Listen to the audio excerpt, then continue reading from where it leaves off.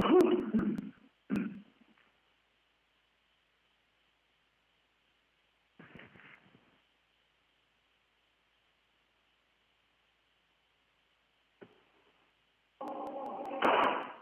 Honorable, the Chief Justice and the Associate Justices of the Supreme Court of the United States.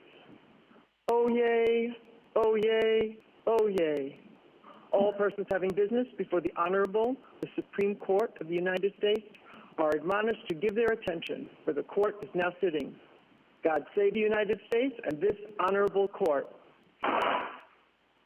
We will hear argument first this morning in case number 19-431, Little Sisters of the Poor versus Pennsylvania, and the consolidated case. General Francisco. Mr. Chief Justice, and may it please the court. In 2011, the government required employers to provide insurance coverage for all FDA-approved contraception, including many religious employers who objected to the coverage, sparking years of litigation. In 2017, in the best traditions of this country's commitment to religious liberty, the government sought to resolve the issue by promulgating new rules exempting those employers who objected to the mandate. Those exemptions are lawful for two reasons. First, they're authorized by Section 13A4 of the ACA, which requires employers to provide the types of coverage that the Health, Resources, and Services Administration provides for and supports. So it authorizes the agencies to require most employers to provide contraceptive coverage while exempting the small number of employers who have sincere conscientious objections. But it doesn't create an all-or-nothing choice, require coverage for everyone or no one. Otherwise, the long-standing church exemption, the effective exemption for self-insured church plans, and indeed respondents' understanding of the accommodation itself would also violate the statute, since the employer's group health plans don't provide the mandated coverage. Second, RFRA at the very least authorizes the religious exemption. It prohibits the government from imposing a substantial burden on religious beliefs subject to a discretionary exception. It may substantially burden religious beliefs if it can satisfy strict scrutiny, but RFRA doesn't require the government to do that. Otherwise, the government would have to divine the stingiest accommodation that a court would uphold, virtually guaranteeing a loss in every case. Neither RFRA nor the ACA requires that result. I'd like to begin with the Section 13A4 issue, which requires employers to provide whatever coverage HRSA provides for and supports. General, before you get to that, I'd like to ask you a question on your RFRA point. I wonder why it doesn't sweep too broadly. It is designed to address the concerns about self-certification and what the Little Sisters call the hijacking of their plan. But the RFRA exemption reaches far beyond that. In other words, not everybody who seeks the protection from coverage has those same objections. So I wonder if your reliance on RFRA is too broad. I don't think so, Your Honor, for a couple of different reasons. First, RFRA itself in its operative language prohibits the government from imposing a substantial burden subject to a single exception. And when you look at that exception, what it says is that the government may impose that burden if it thinks it can satisfy strict scrutiny. So once there's a substantial burden, the government has the flexibility to lift it in different ways, including through a traditional exemption. Otherwise, this court's decision in Zubik doesn't make a whole lot of sense, because there the court ordered the government to consider further modifying the accommodation, even assuming the accommodation fully satisfied RFRA. That doesn't make sense if RFRA prohibits anything that it doesn't affirmatively require. But secondly, even if you... Thank you, counsel. Justice Thomas?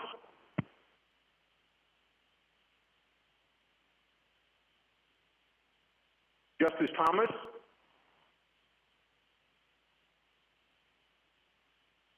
Well, we'll come back to Justice Thomas. Justice Ginsburg?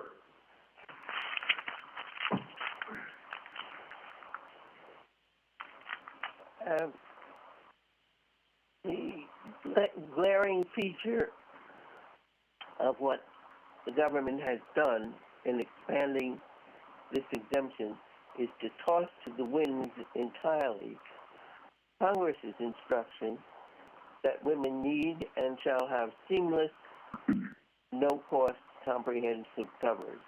Seamless, no-cost comprehensive coverage. This leaves the women to hunt for other government programs that might cover them, and for those who are not covered by Medicaid or one of the other government programs, they can get contraceptive coverage only from paying out of their own pocket, which is exactly what Congress didn't want to happen.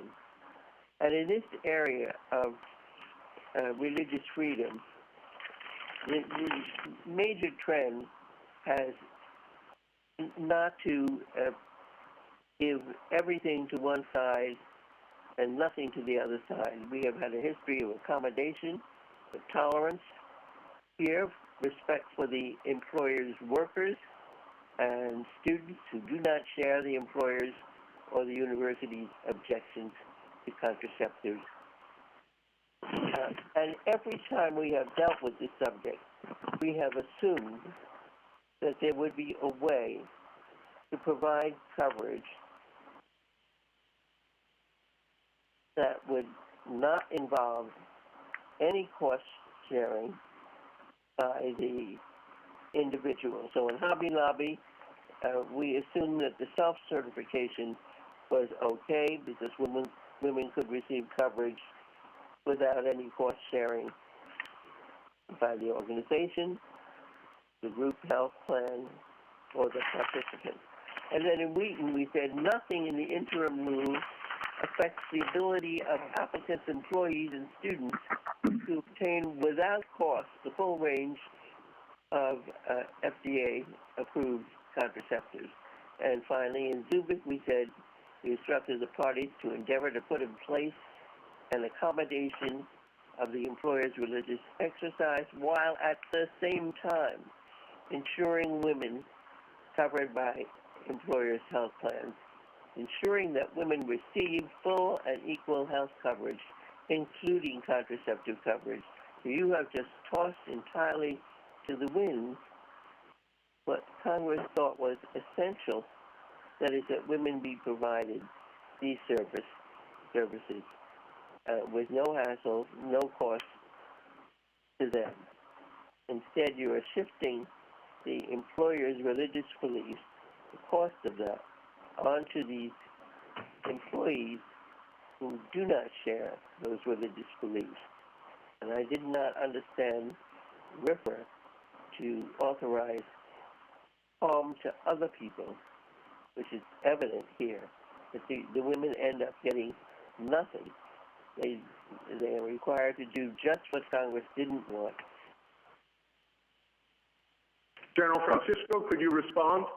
Yes, respectfully, Your Honor, I think I would disagree with the premise of your question, because there's nothing in the ACA, as this court recognized in Hobby Lobby, that requires contraceptive coverage. Rather, it delegated to the agencies the discretion to decide whether or not to cover it in the first place, and we think that that also includes the discretion to require that most employers provide it, but not the small number who have sincere conscientious objections, because otherwise the original church exemption likewise would be illegal, as would the effective exemption for self-insured church plans. But even putting the church itself has enjoyed traditionally an exception. From the very first case, the McClure case in the Fifth Circuit, the church itself is different from these organizations that employ a lot of people who do not share the employer's faith. And I thought that Congress had delegated to HRSA for its expertise in what contraceptive coverage women would need. Briefly, General Francisco? Yes, Your Honor. Respectfully, the church exemption and the effective exemption for self-insured church plans suite much more broadly. They encompasses not just churches and their integrated auxiliaries, but elementary schools, high schools, colleges, universities, charitable organizations, hospitals, and other healthcare organizations. So I don't think that they're authorized by the so-called ministerial exception. Rather, they're authorized by Section 13A4 and by RFRA. Thank you. Justice Thomas? Francisco, a quick question about HRSA's broad authority. You seem to, as you did in your last answer, suggest that ACRA has almost unlimited authority to both create guidelines and exceptions from those guidelines. First, if you would give us just an idea of what standards are to guide that their discretion and the services that are provided, as well as the exemptions that are offered by the guidelines. Yes, Your Honor. I think there are three limitations that I would point to. First, because it has the discretion not to require any contraceptive coverage at all, as this court acknowledged in Hobby Lobby, I think that plainly encompasses the discretion to require coverage by most employers, but not the small number with sincere conscientious objections. Secondly, it's further constrained by the APA's requirement for reasoned decision-making, which prohibits arbitrary exemptions. And third, I think that the term preventive services in the statute itself potentially provides yet another limitation, since at the very least that would encompass the types of things that governments traditionally take into account when regulating in this area, including the impact that their regulations would have on religious believers. And I'd point you to the Federal Register, 83 Federal Register at 58598, where the government goes through in detail the history of according conscientious objectors protections when regulating in these very sensitive medical areas. At what point do you run into a non-delegation problem? Your Honor, I don't think we have a non-delegation problem at all here for the reasons we've said. I think all of those would establish limiting principles, including the phrase preventive services, which at the very least would limit what the government can do to the types of things that traditionally it has done when regulating in this area. If I could just give you a quick hypothetical. Suppose the Congress delegated to the Department of Defense the authority to create a draft. I think that would necessarily include the authority for the Department of Defense to craft conscientious objections to the draft, precisely because that's the type of thing that governments traditionally consider in that area. Likewise here, in regulating in sensitive medical areas, governments traditionally take into account the impact that their regulations have on conscientious objectors. Thank you, General. Justice Breyer? Good morning. General, I had exactly the same question as Justice Thomas's first question. So about what are the standards that govern when the agency can make exceptions and how and what they must look like. So if you have anything to add on that, do. And if not, thank you very much, and you can go on to the next question. Your Honor, the only thing I would add is that I think all of these limitations would fully make sure that any time that HRSA is exercising its discretion, it's doing so in a rational way. After all, this is the very same discretion that was used not just to adopt the church exemption, but also the effective exemption for self-insured church plans, and under respondents' understanding of the accommodation, even the accommodation itself. Since in each one of those three instances, the employer's benefits plan is not providing the mandated coverage, and in two of them, nobody is providing the mandated coverage. And so if you concluded that the agencies didn't have this discretion, that would undermine the validity of the church exemption, the effective exemption for self-insured church plans, and potentially the accommodation more broadly. Thank you. Justice Alito? General, what factors other than medical need can HRSA or could HRSA take into account in deciding which preventive services and the degree to which preventive services would have to be covered by an insurance plan? For example, could it take cost into account? Well, Your Honor, if it took costs into account, I think that the first question would be whether the manner in which it took costs into account satisfied the arbitrary and capricious standard. then I certainly do think that they could take costs into account in deciding what types of preventative services to require. If, for example, there was a particular type of preventative service that was a new technology that was actually quite helpful, but it was cost prohibitive for just about every employer or any insurance company to cover, I certainly think that HRSA could take that into account in deciding whether or not to require it pursuant to the guidelines issued under Section 13A4. This broad issue has been before this court on a number of prior occasions, and until this case, I hadn't seen the argument that the Affordable Care Act did not allow HRSA to make any exceptions based on conscientious objection. When did this argument first surface? To my knowledge, Your Honor, it first surfaced in this litigation, but if you look back to the promulgation of the original church exemption back on August 3rd, 2011, and you look at the Federal Register notice, it makes crystal clear that the church exemption was based on Section 13A4. In describing Section 13A4, the government determined that it had the authority under 13A4 to promulgate the church exemption, and that's likewise the reason why the effective exemption that covers all self-insured church plans and the accommodation more generally is likewise lawful under 13A4. Under my friend's position on the other side, I think all of those things would violate 13A4. Thank you. Thank you, General. Justice Sotomayor? General, first of all, you keep calling it a small number of women who won't get coverage, but I understand the figure to be somewhere between 75,000 and 125,000 women, correct?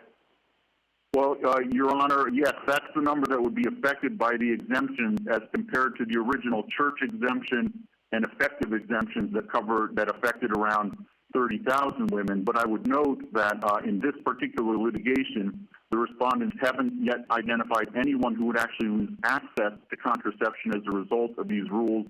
I think presumably because access to contraception is widely available in this country through many other means besides forcing your... Let's go there. HHS decided that contraceptives were a preventive service required under the Act. Now you say it has to take care to both promulgate the Act and accommodate religious objections. But in your calculus, what you haven't considered or told me about is the effect on women who now have to go out, as Justice Ginsburg said, and search for contraceptive coverage if they can't personally afford it. And I just wonder if there is no substantial burden, how can the government justify an exemption that deprives those women of seamless coverage? So, Your Honor, 2 points. First of all, I think 13A4 is what provides them the discretion to do it, which is what they did in the effective exemption that covers self-insured church plans. That imposes no more or less of a burden than this exemption does. But putting that to the side, RFRA itself at Section 2000DB-4 explicitly permits any exemption that doesn't violate the Establishment Clause. And here, I don't think there's any plausible argument that the exemptions violate the Establishment Clause under this court's decision in Amos, which upheld the Title VII exemption to religious employers, which, after all, authorized religious employers to fire an employee for religious reasons. And since it's permitted under RFRA, and it's permitted under Section 13A4, I don't think any of these considerations undermine the validity of these final rules. Thank you, counsel. Justice Kagan? Thank you. Good morning, General. I'd like to go back to the Chief Justice's first question, which was about whether this rule sweeps too broadly. And I understand your concern about giving agencies some leeway so that they don't have to think through thousands of accommodations in their head and then find the narrowest one possible for every person. But that's not really the situation we're in with respect to this. There was an existing accommodation in place, and some employers had objections to that accommodation, the Little Sisters and some others.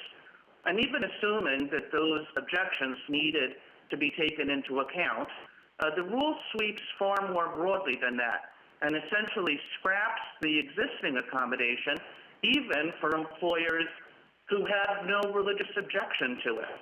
And sort of by definition, doesn't that mean that the rule has gone too far? No, Your Honor, for two reasons. First of all, the accommodation is available. It's not been scrapped. But secondly, including contraception as a seamless part of your insurance plan doesn't actually cost employers anything. So there's no reason why an employer who doesn't object to providing contraception as part of their plan, whether through the accommodation or otherwise, would invoke the exemption, since they would be depriving their employees of a valuable benefit to which they do not object, and that doesn't cost them anything. But I would add, do you have any evidence that the current exemption is being available, that only employers of the Little Sister kind who have complicity objections are now taking advantage of the exemption? I would think that there would be a lot of employers who would say, you know, we don't have those complicity beliefs, but now that you're giving us an option, sure, we'll take it. Your Honor, I would respectfully think that that would be irrational, given that employers would then be depriving their employees of a valuable benefit that doesn't cost them anything, because it doesn't cost any money to add contraceptive coverage to an insurance plan. It's a cost-neutral coverage provision. Well, why couldn't you just have written the rule to cover only those who have objections to the existing accommodation? In other words, those who have these complicity-based beliefs that the Little Sisters have. Well, because, Your Honor, I think here there's no reason to think anybody would do what you're suggesting, and the original burden stems from the contraceptive mandate itself. And so I guess what I would point to is cases like Ritchie against Stefano, which at the very least, if you don't accept my broader argument, give the government flexibility in the face of potentially competing statutory obligations. That's the case where the court said... Justice Gorsuch? General, if you just continue, I'd like to hear the rest of your answer. Sure. I was focusing on Ritchie against Stefano, which I think gives the government flexibility when it's facing potentially competing obligations. That's the case where the court said that an employer could violate Title VII's disparate treatment provision if it had a substantial grounds for believing it would otherwise be violating Title VII's disparate impact provision. It's the way that court reconciles statutes that put parties in the place of having to decide whether to violate one at the expense of the other. And here, I think we at the very least have a strong basis for believing that the prior regime violated the Religious Freedom Restoration Act, and that gives us the discretion to adopt a traditional exemption, which, after all, is the way that the governments have traditionally accommodated religious beliefs. And I think that's particularly clear here, since one, RFRA both applies to and supersedes the ACA, and two, even if you don't think that the ACA authorizes exemptions, even though we think that it does, there's nothing in the ACA that prohibits exemptions. Thank you, General. Justice Kavanaugh? Thank you, Chief Justice. Good morning, General Francisco. Morning, Republic on the other side says the text and structure of the ACA make plain that Congress delegated HRSA authority to oversee guidelines defining what preventive services for women must be covered, not who must cover them. Can you respond to that argument? Yes, Your Honor. Respectfully, that is not what the ACA says. Section 13A4 says that employers have to provide whatever coverage HRSA itself provides for and support. Here, HRSA does not provide for and support coverage by the small number of employers with conscientious objections, but it does provide for and support coverage by everybody else. So I think our position follows plainly from the plain text of 13A4 itself, whereas respectfully, I think my friend's position on the other side is irreconcilable with that statutory text. They're trying to put sentences into that text that simply do not exist. Thank you, General.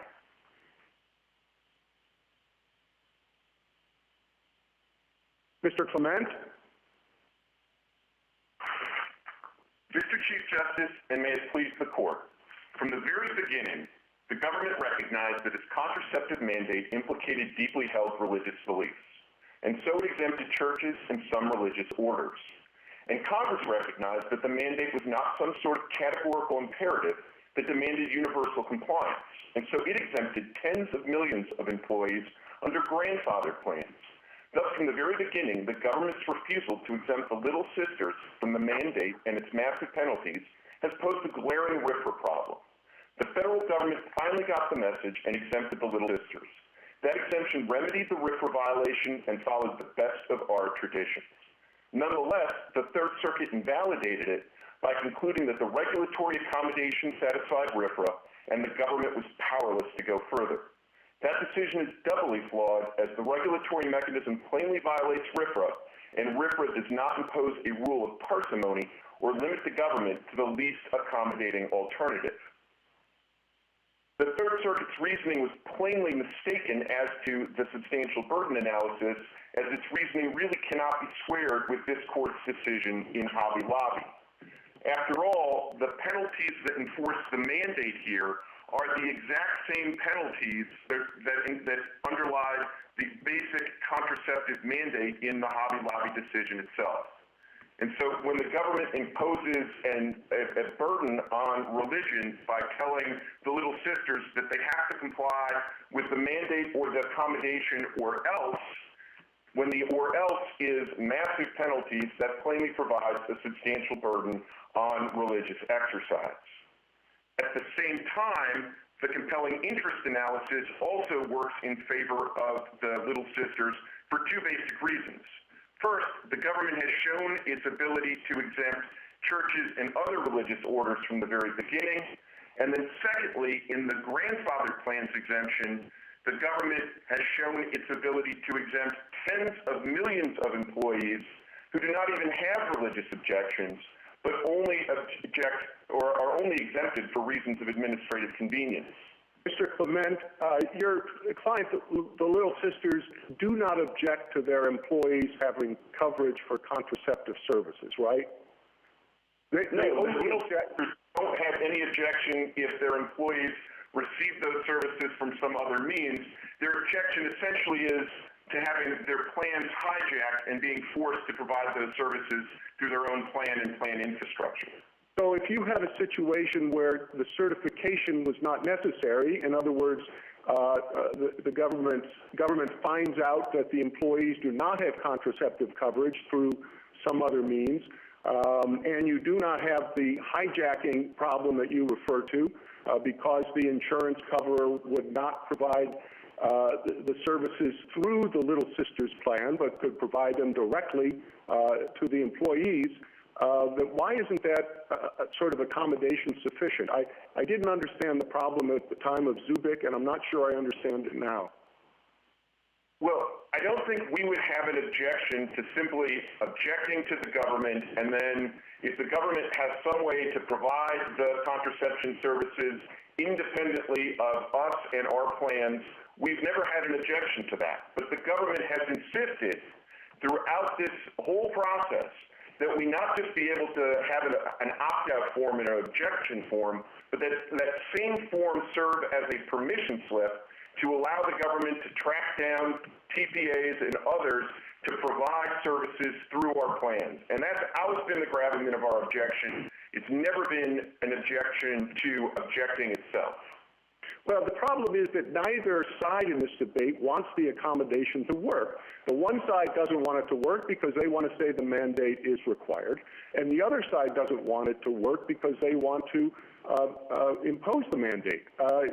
Is it really the case that there is no way to resolve those differences? Mr. Chief Justice, in the wake of the Zubik remand order, there was a lot of back and forth between the religious objectors and the government. And I don't think that there really was a mechanism to find sort of some third way, because the government has always insisted on seamless coverage, with seamless essentially being a synonym through the Little Sisters plans. And Thank you, Counsel. Justice Thomas? Thank you, Chief Justice. Mr. Clement, I'd like you to have an opportunity to comment on the questionable standing of the states in this case, as well as the proliferation of nationwide injunctions, such as the one in this case. Certainly, Justice Thomas, I guess I would say one thing about each of those issues. At this juncture, as long as Massachusetts against EPA remains good law, we don't really have an objection to the state's standing. But I think their standing has to depend on that precedent, because as General Francisco alluded to, throughout this litigation, they have not been able to identify even a single person who would lose coverage in such a way that it would increase the burdens for the state and Pennsylvania and New Jersey.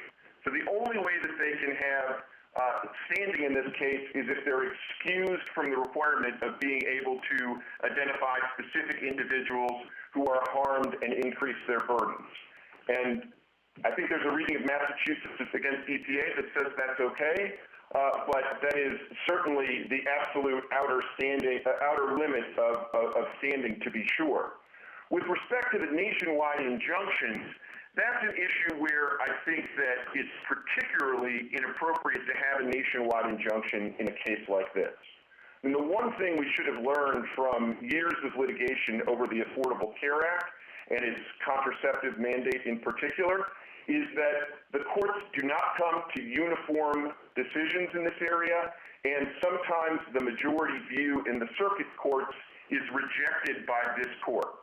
And so under those circumstances in particular, for a single district court judge to think that he or she has a monopoly on the reasoning here and should impose a remedy that affects people across the nation seems to me to be very imprudent and not something that's consistent with equity practice, or really just sort of good practice and the way that our judicial system works, since it really depends on having the circuits potentially look at these issues independently. When they divide, this court takes review, and these nationwide injunctions short-circuit all of that and put enormous pressure on this court, and it forces this court to hear cases in emergency postures.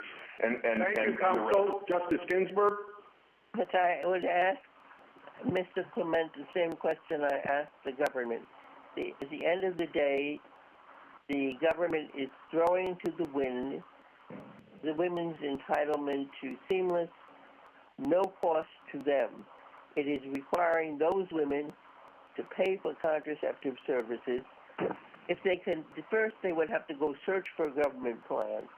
And if it turns out, as it will for many of them, that there is no government other plan that covers them, then they're not covered. And the only way they can get these contraceptive services is to pay for them out of pocket, precisely what Congress did not want to happen in the Affordable Care Act. So this idea that the balance has to be all for the Little Sisters type organizations and not at all for the women, it just seems to me to rub it against what is our history of accommodation, of tolerance, of respect for divergent views.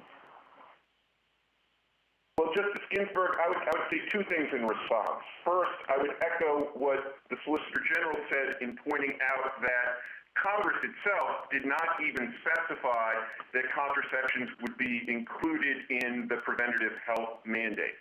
And Congress went further and said, with respect to grandfathered plans, that there were other mandates in the Affordable Care Act, like coverage for people up to age 26 and pre-existing conditions, that they were going to impose even on grandfathered plans, but they didn't impose the preventative mandate. So Congress itself recognized that tens of millions of employees could be in the same position as employees of the Little Sisters of the Poor, even though there's no religious objection there whatsoever.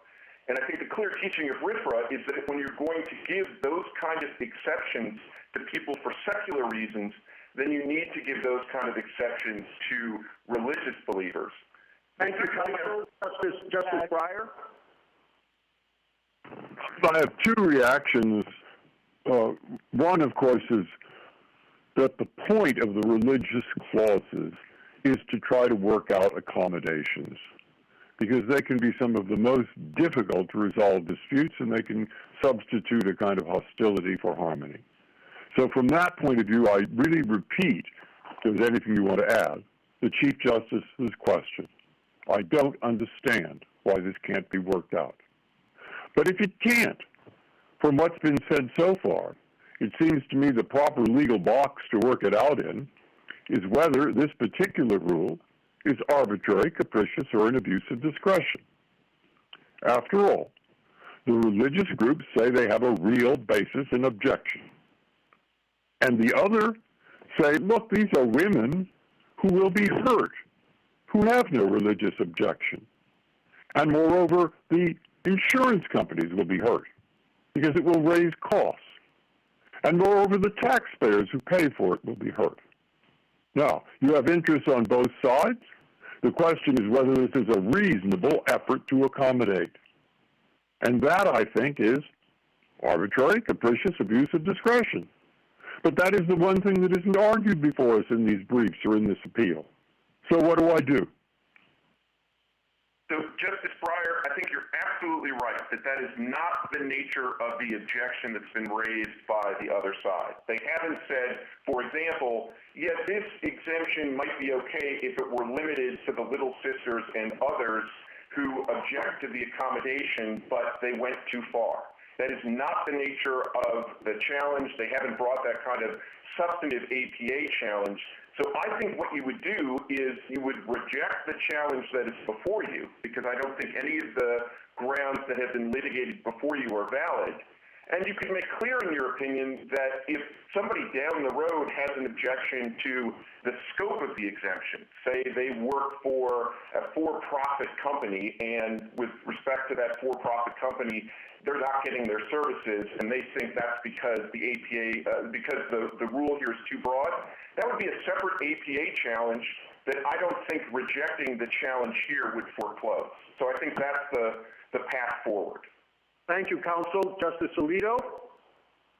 Mr. Clement, I certainly agree with my colleagues that our best tradition in this area is to accommodate diverse religious views. So I want to ask you about the interests that are involved here. On the one hand, what would the Little Sisters feel compelled to do if they lose this case and they are told, you must provide this coverage through your plan? And on the other side, I want to ask you, since this has now been going on for some period of time, whether you have identified the number of women who work for the Little Sisters who want contraceptives, but they can't get them through their employer's plan or through the insurance plan of a family member or a government program and can't easily afford to purchase them on their own. So, Justice Alito, on both questions, first, the Little Sisters believe that complying with this mandate is simply inconsistent with their faith. And so if this burden is imposed on them, they will have to reconfigure their operations. One of the anomalies here is that the government from the beginning has exempted religious orders, but they refuse, if they stick to their thing and do only religious services.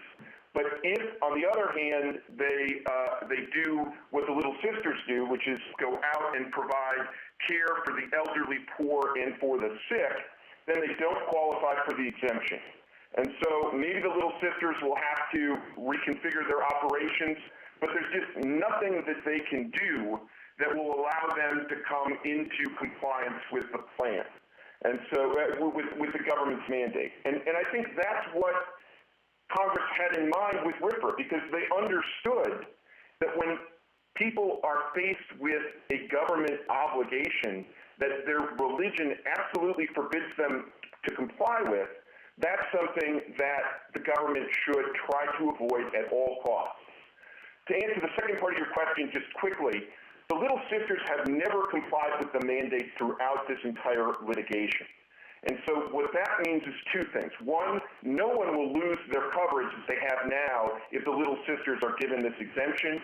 And two, throughout that process, we have not heard of even a single employee who views this as a problem, presumably because many of these employees, even if they're not Catholic, because the Little Sisters hires on a non-discriminatory basis, but they've come to work for the Little Sisters understanding the mission of the Little Sisters, and I don't think they would really want to put the Little Sisters in the position that you alluded to of maybe having to stop serving the elderly poor. Thank you, counsel. Justice Sotomayor.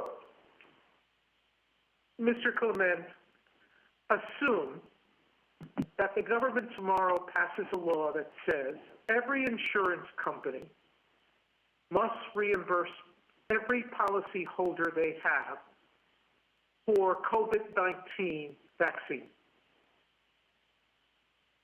They say nothing about whether it's in your policy or not. If someone has a religious objection, they say they can be exempted from it.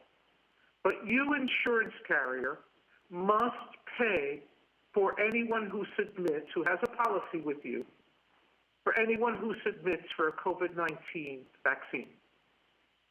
Can the employer object to pay to that policy? So, Justice Sotomayor, I think the answer is no, and if I'd like to explain kind of how I would work through that. Mr. Clement, exactly the same rules that apply here to contraceptives, meaning all they have to do is tell the government that they object to vaccines, and by the way, we both know there are religious objectors who object to the vaccines, and that they don't want their plans to be complicit in providing vaccines. So just to provide for, I wanted to elaborate on my answer and kind of explain, how the hypo is a little bit different from the way things work. As I understood the hypo, the government obligation was imposed directly on the insurers, so I don't think the employers could object at all.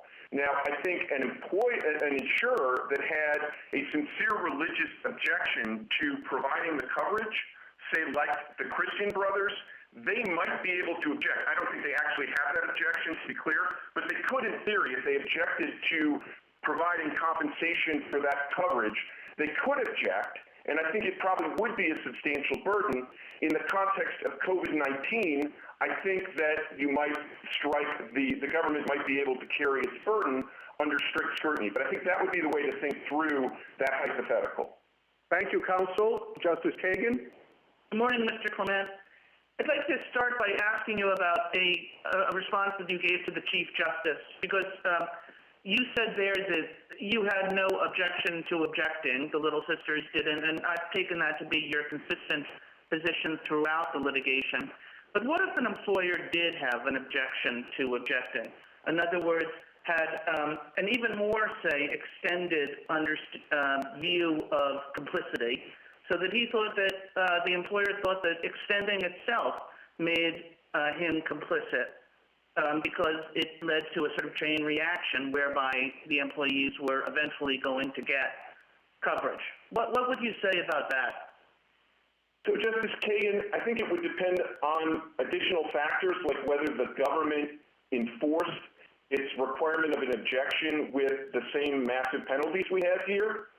If they did, then I think the way to think about that particular sort of objection would be that if that objection is if objection is forbidden by the person's religious beliefs, sincerely held, and the government enforces with a massive penalty, then there is a substantial burden, and then the analysis would shift to the compelling interest least restrictive alternatives test.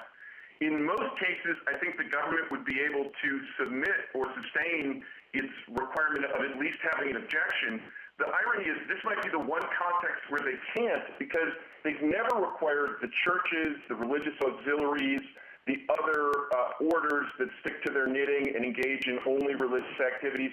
They've never had to even object.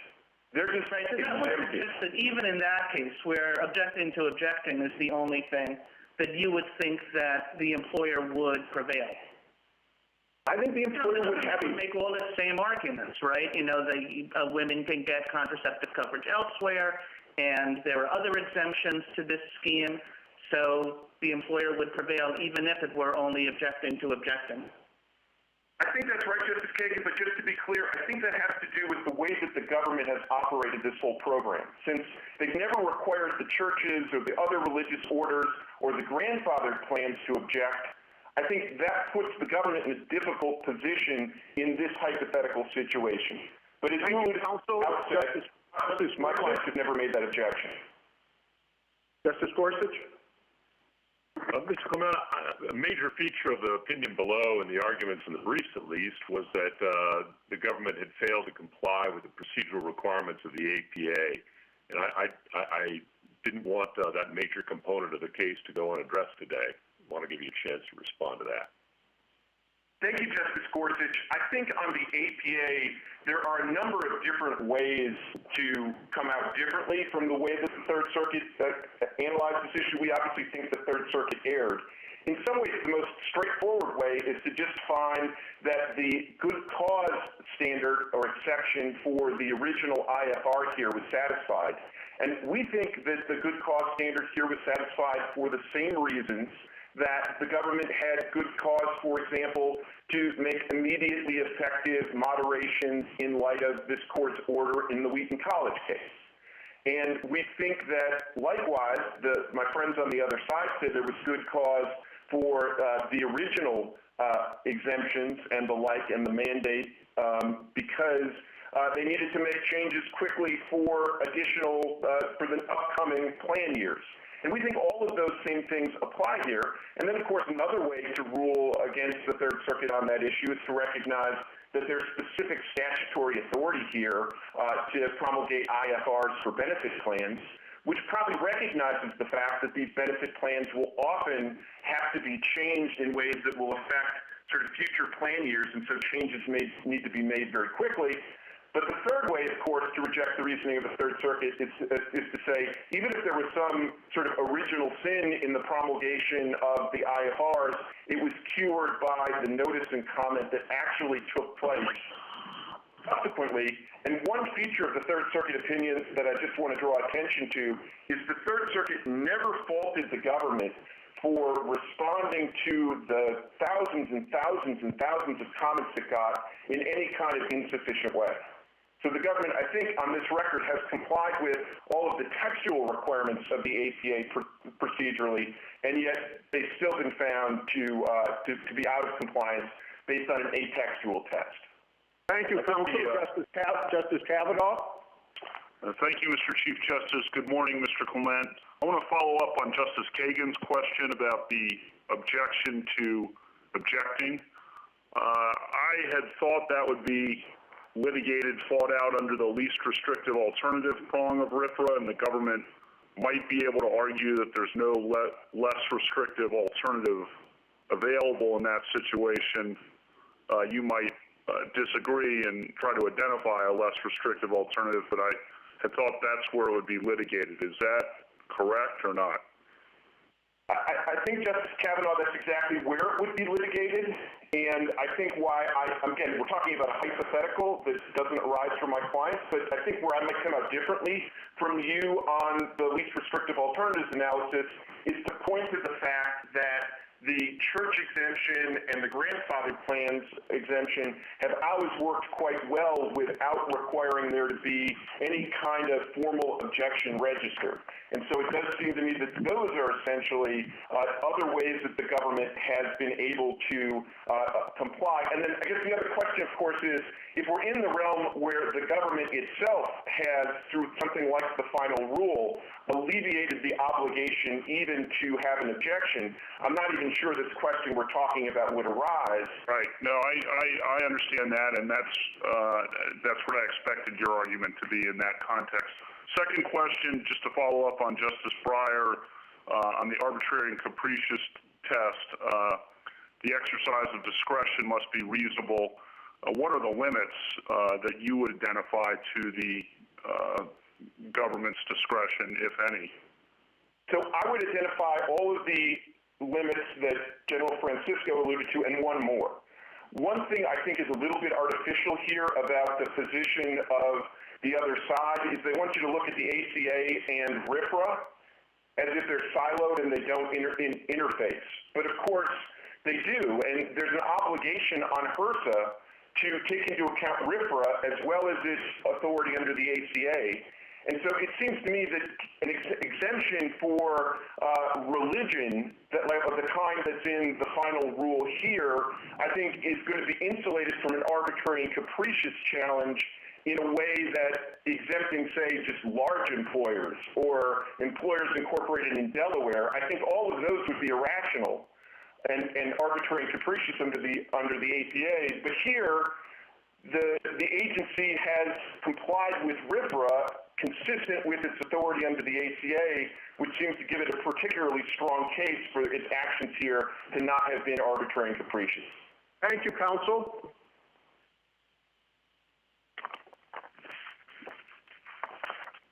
Mr. Fischer? Mr. Chief Justice, and may it please the court. The moral and religious exemption rules rest on three sweeping assertions of agency authority. First, the agencies twist a narrow delegation that allows the Health Resources and Services Administration to decide which preventive services insurers must cover under the Women's Health Amendment into a grant of authority so broad it allows them to prevent virtually any employer or college to opt out of providing contraceptive coverage entirely, including for reasons as amorphous as vaguely defined moral beliefs. Second, the agencies claim that RFRA, a statute that limits government action, affirmatively authorizes them to permit employers to deny women the rights to contraceptive coverage, even in the absence of a RFRA violation in the first place. As many of the questions have reflected, the prior rules struck a balance that permitted objecting employers to opt out, but still allow their female employees to receive contraceptive coverage. These rules, however, exempt such employers altogether, even if they had no objection to this prior accommodation. And these rules also allow for the first time publicly traded companies to claim the same exemption, despite the agency's admission that no such companies ever requested one. And third, the agencies claim they were justified in issuing these sweeping new rules without first putting out a proposal and seeking comment as the APA requires. They advance an interpretation of the APA that is inconsistent with its text and purpose, and would effectively write the requirement of pre-promulgation notice and comment out of the statute. Now, in addition, the agencies also challenge the scope of the preliminary relief entered below, and in so doing, they advance the novel claim that federal courts simply lack the authority to invalidate unlawful agency regulations in their entirety. In isolation, the agency's arguments are incorrect. But taken together, stretching a narrow delegation well beyond its limits, finding broad affirmative rulemaking authority in a statute that doesn't provide it, bypassing prior notice and comment where the APA requires it, and seeking to vastly curtail the court's authority to invalidate unlawful agency action.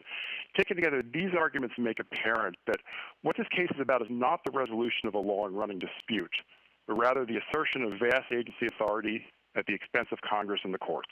Thank you, counsel. I have a question. It was hypothetical in one of the amicus briefs that I thought was pretty good, and I haven't heard an answer to yet. And that's, say you have a couple going out to dinner, and they tell the babysitter, well, the children have to do chores, you decide which ones. I think everybody would agree that includes the authority to say not only that we have to do the dishes and sweep the floors, but Tommy, you do the dishes, and Sally, you sweep the floors, and not the assumption that each child would have to do each chore. And here, your argument about the ACA statute is that it gives HHS the authority to specify which services have to be provided, but does not give them the authority to make determinations about who has to provide which, but instead imply that every employer has to provide everyone. So what do you? Yes, Your Honor. What's your answer to that? Mr. Chief Justice, our answer is that that is the only reasonable reading of the text of the Women's Health Amendment. The who must provide is answered by the beginning of 13A. It says, a group health plan and health insurance issuer offering individual health insurance coverage shall, at a minimum, provide coverage for and shall not impose any cost-sharing requirements for. Now, shall is mandatory, as this court recently acknowledged again in the cost-sharing case recently dealing with the ACA. Below that language, there are 4 separate categories of services to be covered. Nobody disputes that the first 3 are mandatory, that all covered insurers must cover the first 3. The only dispute comes in the 4th one, which is with respect to women, such additional preventive care as provided for in comprehensive guidelines. And in the hypothetical that Your Honor referred to, which I believe is in the Texas amicus brief, they modified the language of this requirement by taking out the such additional language. That language is key because it answers the question of what services are insurers to provide. Well, with respect to women, it is such additional preventive care and screenings as provided for in comprehensive guidelines. So as provided for clearly modifies such additional care and screenings. It doesn't go beyond that. Thank you, Counsel. Justice Thomas? General, just a brief question that's a little different. I'm interested in your view on standing, and with your argument for standing in this case that challenge a regulation, the government's regulation that might impact your costs, the state's costs, seems to suggest that any time there is a rule change at the federal level that affects you, you would have standing, and then that, again, following this case to its remedy of a nationwide injunction would suggest that in these sorts of cases, a nationwide injunction would be appropriate. I'd like you to comment on that.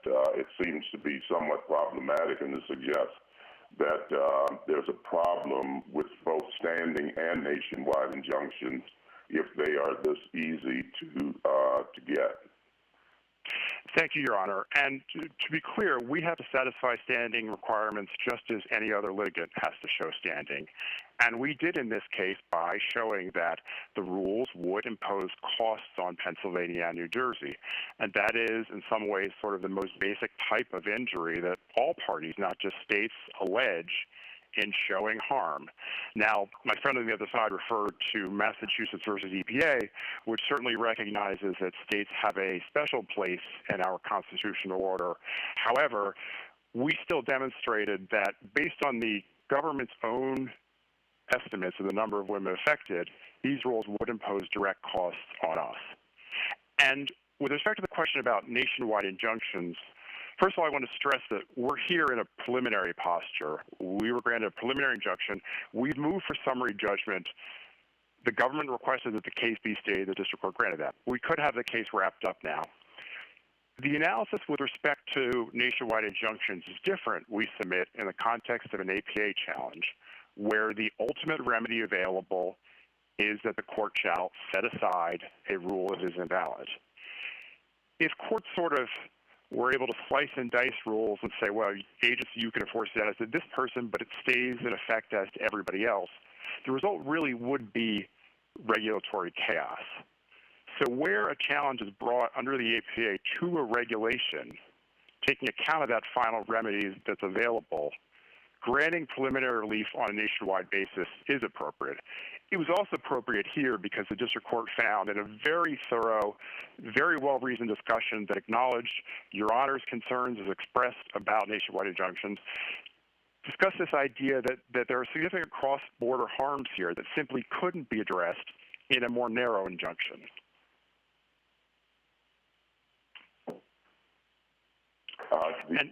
Thank you. It would seem, though, that ultimately you could get, if that's the argument, nationwide injunctions with virtually any regulatory change. I don't believe that's the case, Your Honor. I would think that There are many regulations that are not going to impose costs on the states, directly or indirectly.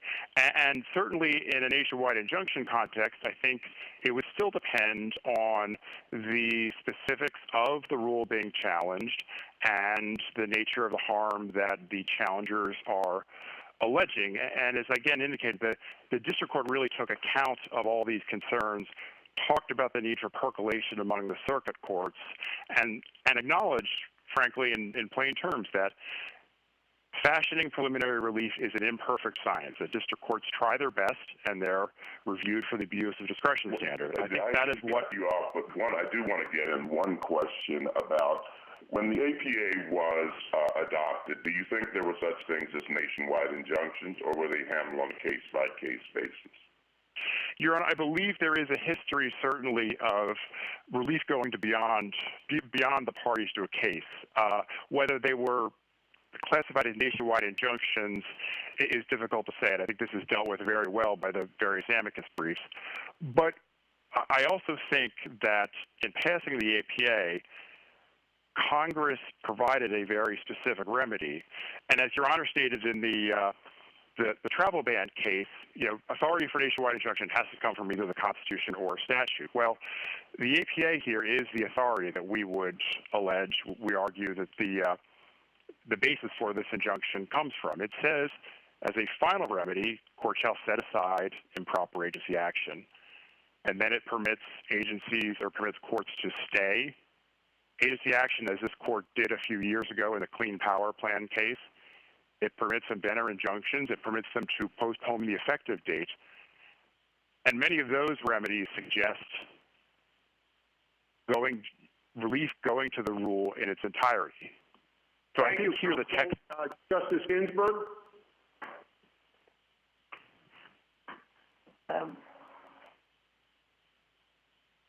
Let's see. So I just remain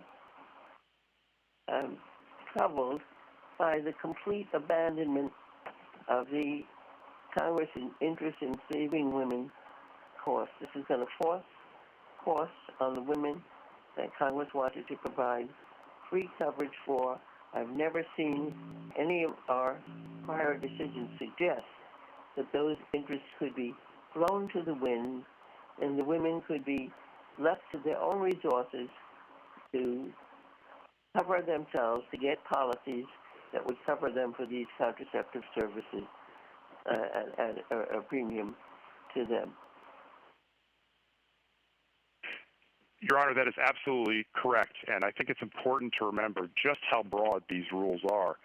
First of all, there are two rules that we're dealing with. One that we haven't talked about as much is the moral rule that simply says an employer with a moral objection to providing contraception can be completely exempted. The district court noted this could, in theory, allow an employer that objects to women in the workforce, for instance, to remove itself from providing contraception.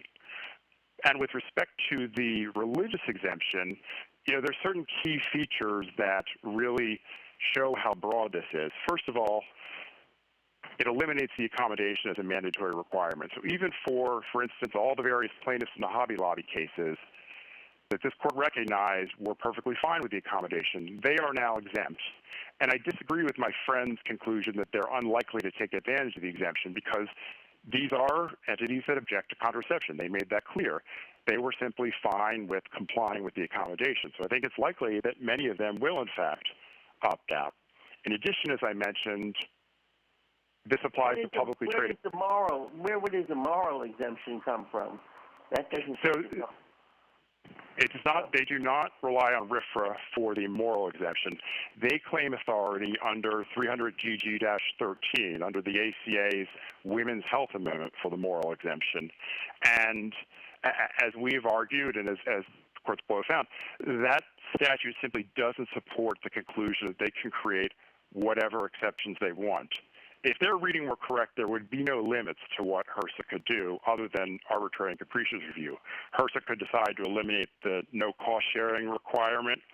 It could decide that, certain services really don't need to be covered at all, even if they're even if they're widely recognized as preventive services. It could exempt whole classes of employers for reasons having nothing to do with the reasons here. So our reading we submit is a far better one. And frankly, we have to remember, we're talking about the Health Resources and Services Administration. It's really unlikely that Congress would have delegated to that organization authority to create broad religious and moral exemptions, given that they have no expertise in that area. Justice Breyer? Two related questions. Thank you. One is, as you know, the statute says that they have to provide additional preventive care as provided for in comprehensive guidelines supported by the Health Resources and Services Administration. Well, read that and you get at least some ambiguity. So my question is really, given your arguments and given what may well be ambiguity, at least in the statute, why didn't you make the argument it's arbitrary, capricious, abuse of discretion? You're saying it's too broad. You're saying that it'll hurt women. You point out that it'll raise health care costs and a whole lot of things. And the government has things to reply to that. But why isn't that the proper legal box? That's my related question is, if you were to let a district court get at that issue, that district judge might try to reach an accommodation by saying, have you read, which you have, the brief of Phyllis Borsey and Daniel McGuire? And it points out that the prior rule did not pirate the health plan of Little Sisters. And if they think it did, and you think it didn't, well, my goodness, it should be able to monkey with it in some way so that everybody reluctantly agrees that it's okay. All right. Now, those are advantages I see of going back and making a different kind of argument. Put all your arguments in different legal blocks. So why not? Your Honor, I don't disagree with any of that. I do think the rules are additionally arbitrary and capricious, and we did raise that argument in our complaint. We also argued, I think correctly, that they exceed, that the statutory authority cited by the agencies did not support the rules, and since we won on that basis, there was no need to go any further and say, well, if they had the authority, did they exercise it correctly? I disagree also with Your Honor's suggestion that the language is ambiguous. I think, as we explained, the use of the word supported in context reflects similar language in paragraph 3 immediately preceding. And all that refers to is the fact that the guidelines in paragraph 3, which are the Bright Horizons guidelines, were funded by HRSA, but actually conducted or produced by the American Academy of Pediatrics. So HRSA supports those guidelines by contracting, by funding, and I think Congress borrowed that language. And the as provided for, as I indicated, refers back to such additional preventive care and screenings. So we don't think there's an argument as to ambiguity. Now, as to whether there could be a resolution, I certainly would hope that there is. As the Borsey-McGuire brief explains, the government, the prior administration, and we do not believe that these plans are being hijacked. And to be clear, we brought this suit against the federal government. We have not challenged the Little Sisters. We have not challenged their Colorado injunction. They and all the other parties to ZUBIC are protected by injunctions and do not have to comply with the contraceptive mandate no matter what happens in this case. But could there be a resolution to the narrow set of cases out there? I would hope so. But the fact that there was this ongoing dispute doesn't justify jettisoning the accommodation for everyone else, bringing in publicly traded companies, certainly doesn't justify the moral rule. And those, I think, are the most egregious examples of simply how overbroad these two regulations are. Thank you. Thank you very much. Justice Alito? Mr. Fischer, you say that the Affordable Care Act does not allow the government to make any exceptions to the contraceptive mandate to accommodate religious objections. Now, if that's true, the original exemption for churches, their auxiliaries, and conventions of churches, which was established by the prior administration violated the Affordable Care Act. But you come back and say that was required to comply with a First Amendment church autonomy doctrine. And what I'd like you to explain is your understanding of the scope of that doctrine. And let's take as an example a woman who works for a church in an entirely secular capacity. Let's say a woman who cleans church property. Under your understanding of this religious autonomy doctrine, does that mean that that employment relationship is entirely off limits for any federal regulation, for example, or any state regulation? For example, from Title VII's prohibition of discrimination on the basis of race, Age Discrimination and Employment Act, the Americans with Disabilities Act, the Equal Pay Act, the Fair Labor Standards Act. Your Honor, we would not agree with that conclusion that individuals in entirely secular positions are exempt from all those requirements under the church autonomy doctrine. What we have argued is... But you do say that it would violate the First Amendment to require the church to provide contraceptives coverage for that one. Your Honor, what we are arguing is that there is a basis in the First Amendment for exempting churches in some way, that certainly there is a core of church autonomy that agencies in implementing federal law must protect. Well, in some way, as to the provision of insurance coverage for contraceptives. I took your argument to mean the First Amendment would prohibit the government from requiring a church to provide that. Am I wrong? Certainly. As to ministers, certainly. Pardon me? As to ministers, certainly.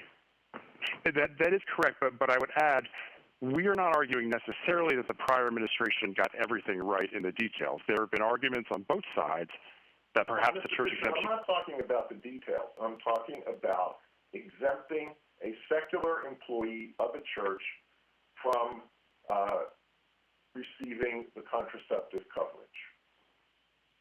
Your argument has to be that's required by the First Amendment, or you have to say, and maybe this is your position, that the original church exemption is contrary to the Affordable Care Act. That is not our position. We think that the original church exemption was supported by the First Amendment. We don't agree it was supported by the Affordable Care Act. We think the prior administration was wrong. I really would appreciate your answering my question. If the First Amendment requires an exemption for provision of contraceptive coverage, why would it not also require an exemption for all of the other regulations that I mentioned? Certainly in the core ministerial functions, it does. We don't dispute that. I think the question is whether... I'm not talking about a minister. I'm talking about a woman who cleans the church. Exactly. And our position there is, I don't think it's necessarily the case that the First Amendment required that the church exemption be as broad as it was. However, given the realities of insurance and the need for ERISA plans to be consistent, the prior administration made a decision that they were going to apply to all employees of churches. We don't take issue with that, even if that went a little bit broader than what the First Amendment requires, which is protecting individuals in ministerial functions and the church's autonomy with respect to those individuals. That's a far cry from what they did in these rules, which goes well beyond the core of the protection that the First Amendment requires or that RFRA requires. If I could ask one other question. Explain to me why the Third Circuit's analysis of the question of substantial burden is not squarely inconsistent with our reasoning in Hobby Lobby. Hobby Lobby held that if a person sincerely believes that it is immoral to perform an act that has the effect of enabling another person to commit an immoral act, a federal court does not have the right to say that this person is wrong on the question of moral complicity. That's precisely the situation here. Reading the Third Circuit's discussion of the substantial burden question, I wondered whether they had read that part of the Hobby Lobby decision. So in Hobby Lobby, the question was essentially the degree of attenuation between providing coverage and utilizing the contraceptive care, and the court rightly concluded that the fact that others were involved didn't really matter. Here, the court said essentially that where an objection depends on the operation of the law, and here it is the legal requirements that are shifting the burden to the insurer or the third-party administrator, courts still have a duty to inquire as to what the law actually requires of the objector.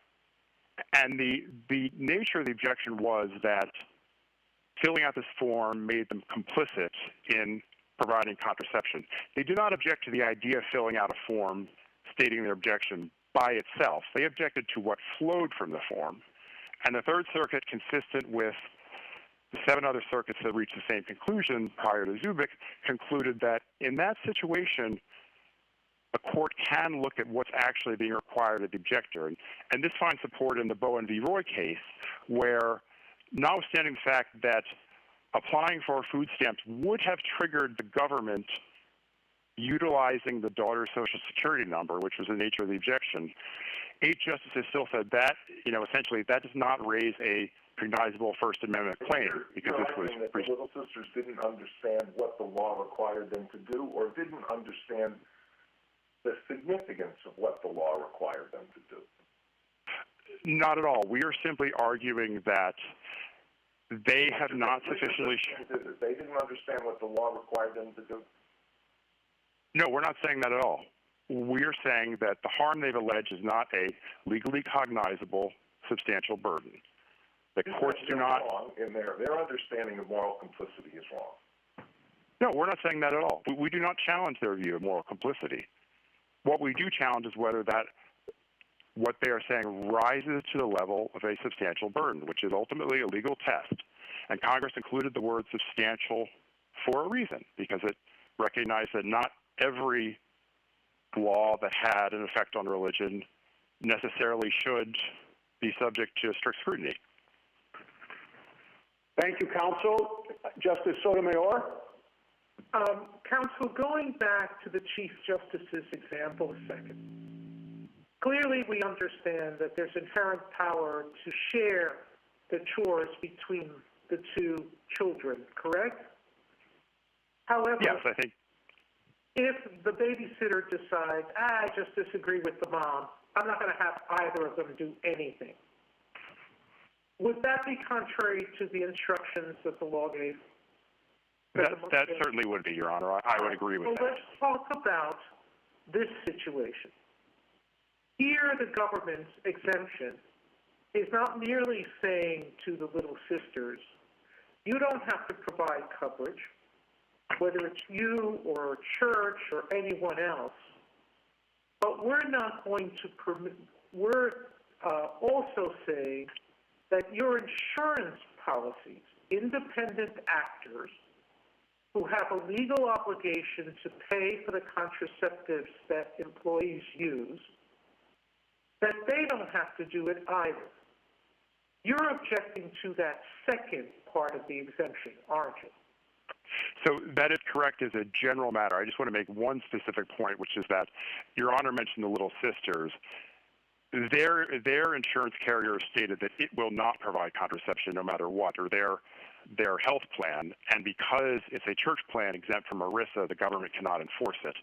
So even if they didn't have their separate injunction, their employees would not receive contraception.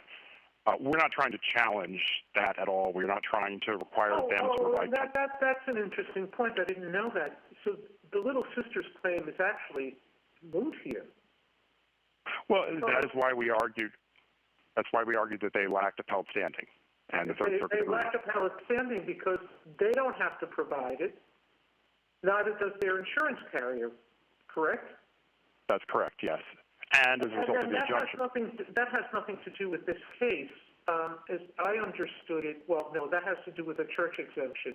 Church plans do not have to provide, under the law, they're not ERISA plans, so they don't have to provide coverage in this situation, correct?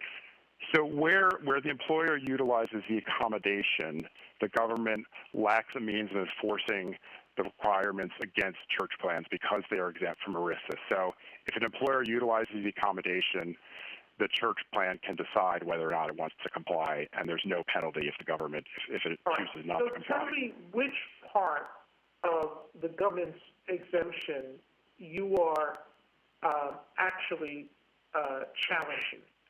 So we think the government's claims of authority for the exemptions were incorrect, but we think that the most egregious parts of the rules are, first of all, the moral rule, which I think is important to stress that that's half of what's at issue in this case. The elimination of the accommodation as a mandatory requirement, including for companies that had no problem with it, the inclusion of publicly traded companies and large universities, and then two other points. One, to claim this exemption, companies do not have to provide any specific notice to their employees. They can simply, include the fact that contraception isn't covered in all of the other ERISA notices that they mail out. They don't have to say specifically, we have this objection, we are not providing coverage. And in addition, they don't have to show any sort of substantial burden. They don't have to send anything to the government saying, we believe we're burdened for these reasons, we have these objections. So there's really no way to evaluate, for instance, whether a company is sincere in the nature of its objections. That is part of the RFRA analysis. And, as the court acknowledged recently in Ocentro, RFRA creates a mechanism for courts to enforce it. We don't dispute that agencies should take RFRA into account, but ultimately RFRA creates a judicial remedy, and courts and agencies should be looking to guidance from the courts and ensuring that when they do exempt people, there's at least a meaningful opportunity for judicial review of their decisions. So Thank you. Sorry. Justice Sotomayor, proceed. I guess the question I have is, the exemption as structured permits the insurance carriers not to provide coverage? Yes, there's no requirement that objecting entities utilize the accommodation. It's completely optional. So they can simply claim the exemption and tell their insurer don't provide contraception, and no entity has an obligation to provide it at that point. And that Thank you, Thank you, counsel. Justice Kagan. Good morning, Mr. Fischer. I'd like to ask you some questions about what many people will think of as the most boring part of your argument, which is APA notice and comment. Because I'm not quite sure I understand the argument, so let me just start by saying what you're doing is you're hypothesizing that there should be some significant difference between what happens and how a court reviews what happens when an agency works off of an interim final rule, as opposed to when an agency works off a notice of proposed rulemaking. And I guess the question is, why should there be any real difference between those two? So, Your Honor, I want to stress one aspect of our argument, which is that our argument hinges on whether the first rules, the 2017 rules, were themselves procedurally valid. If they were valid, then the 2018 rules are procedurally valid as well. Okay, let me just make sure I understand that. Suppose that there were good cause for issuing an interim final rule. At that point, if the agency then says, well, that's nice, we had good cause for doing this because we had an emergency, but now we're going to notice and comment. At that point, should the notice and comments be treated the exact same way as it would be if there were no good cause rule at all? Your Honor, if the agency has good cause to issue the rule with immediate effect, then the provisions of Section 553 simply don't apply. No, that's not right. I don't think that's right, because the good cause can give you cause to act right now, but it doesn't give you cause to act for 20 years without notice and comment. So an agency could say, we have good cause to act right now, but now we understand that we have to do a notice and comment proceeding, because now, there's something in place and we can take our time and do it. That is certainly true, Your Honor. I apologize. If the agency wishes to modify the rule or take further comment, then yes, it can go through the 553 process if the good cause that prompted the immediately effective rule no longer applies. So that's correct. Okay, so, I mean, it not only can, but in many cases it has to. The good cause doesn't last forever. So in that kind of case, do you think that the standard is heightened when a court looks at this and says, did they do notice and comment correctly? No, Your Honor. In that case, the standard would be the same as it would be in any other APA case. Okay, because I thought that your reasons for why the standard should be heightened would apply even when there was when the interim rule was valid. Because as I understand your reasons for thinking that the standard should be heightened, that the agency has kind of gotten psychologically used to the rule and may be less willing to make departures from it. But that applies even when the good cause rule is valid, doesn't it? It does, and I think that reflects a balance that Congress struck, recognizing that in most cases, prior notice and comment is the most effective means of getting to a more informed decision. In some cases, that interest is trumped by the need for an immediately effective rule. So the benefits of notice and comment have to sort of give way a little bit so that the agency could act quickly.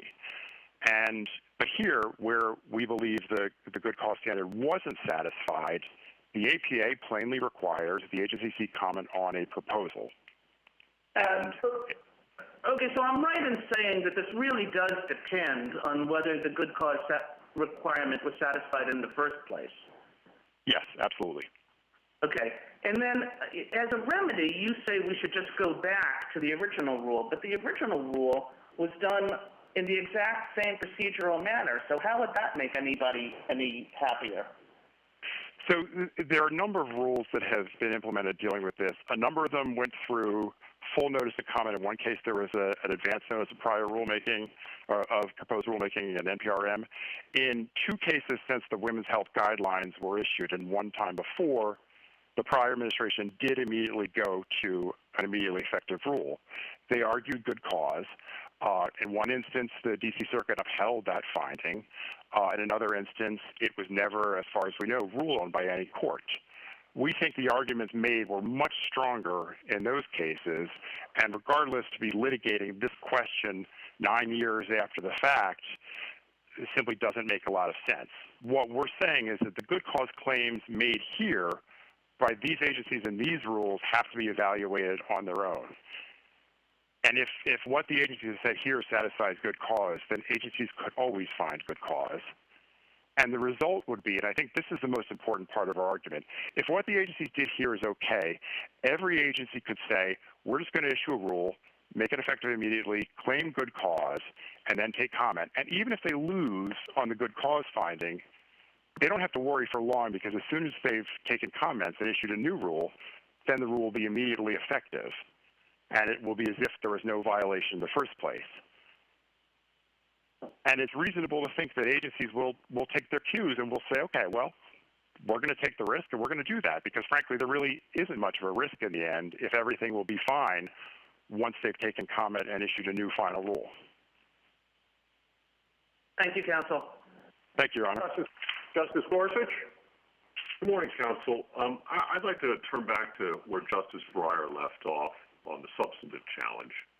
And I suppose that the argument on the other side goes something like, one could understand an arbitrary and capricious argument about the arguable overbreadth of these exemptions.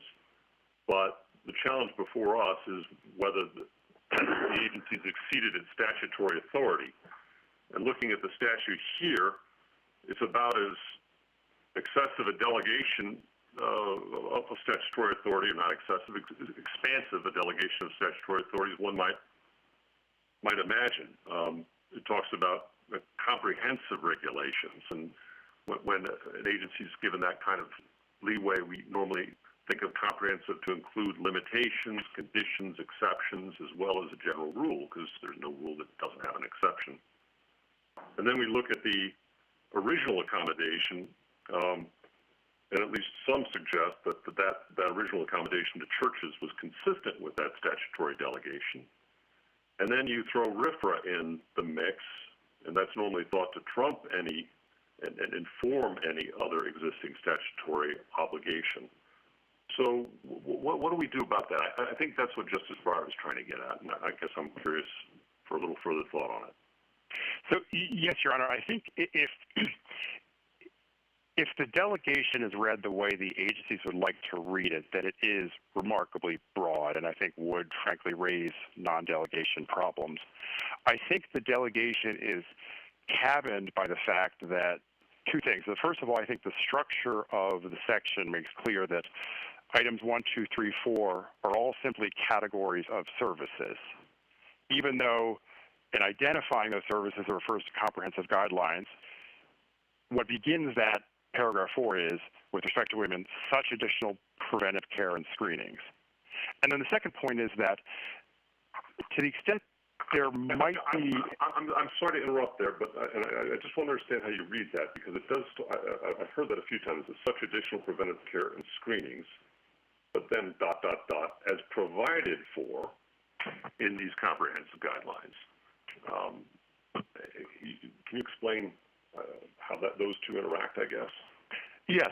So such, which typically means, in the manner to be indicated, refers for, sort of sets the stage for as provided for. So if you're asking the question, well, what additional preventive care and screenings must be provided? The answer is such, so in the manner to be provided, as provided for in the comprehensive guidelines. So all of that is answering the question of what additional preventive care and screenings are to be provided. If you read as provided for, sort of applying to the entire section, sort of going back into subsection A and modifying those requirements, then you're sort of unmooring it from the way it's used in paragraph 4 and leaving such additional preventive care and screenings without any further explanation. And in addition, I think the other three categories provide some guidance and I think reasonably cabin the agency's authority. The other three paragraphs all refer to guidelines that already existed. So HRSA had the ability to look to those, and those are all, there are no religious exemptions in those guidelines. There are no broad exemptions. They're simply lists of services, lists of vaccinations that are required, other things. So where Congress lists several items, I think it's reasonable to conclude that Congress envisions that the agencies will operate or will exercise their discretion sort of in a similar manner in each instance. And I think that's what was assumed here. But is not part of that assumption, I think the argument is, hey, we can't specify which preventative care and screenings will be provided or under what conditions, and that any provision of care is necessarily going to be conditioned and subject to all sorts of exceptions. That's just the way the world works. There's no rule without an exception. And toward that end, again, just drawing your attention back to the accommodation for churches, many people have argued, and certainly the prior administration did, that was consistent with the statute, not something imposed upon it from outside by the First Amendment. What do you say about that? Your Honor, so we disagree with the prior administration's conclusion that this section authorized the prior church exemption. As far as we know, that was never challenged. And let's suppose though that was correct, and I understand that's not your position. What would follow from that for this case? So if that were correct, then the agencies would have some discretion to create exemptions, and then I think we would be in a position where we would evaluate these rules under arbitrary and capricious review. And I think there are several problems with them, but we would not be in a world where the question of the agency's authority in the abstract was at issue.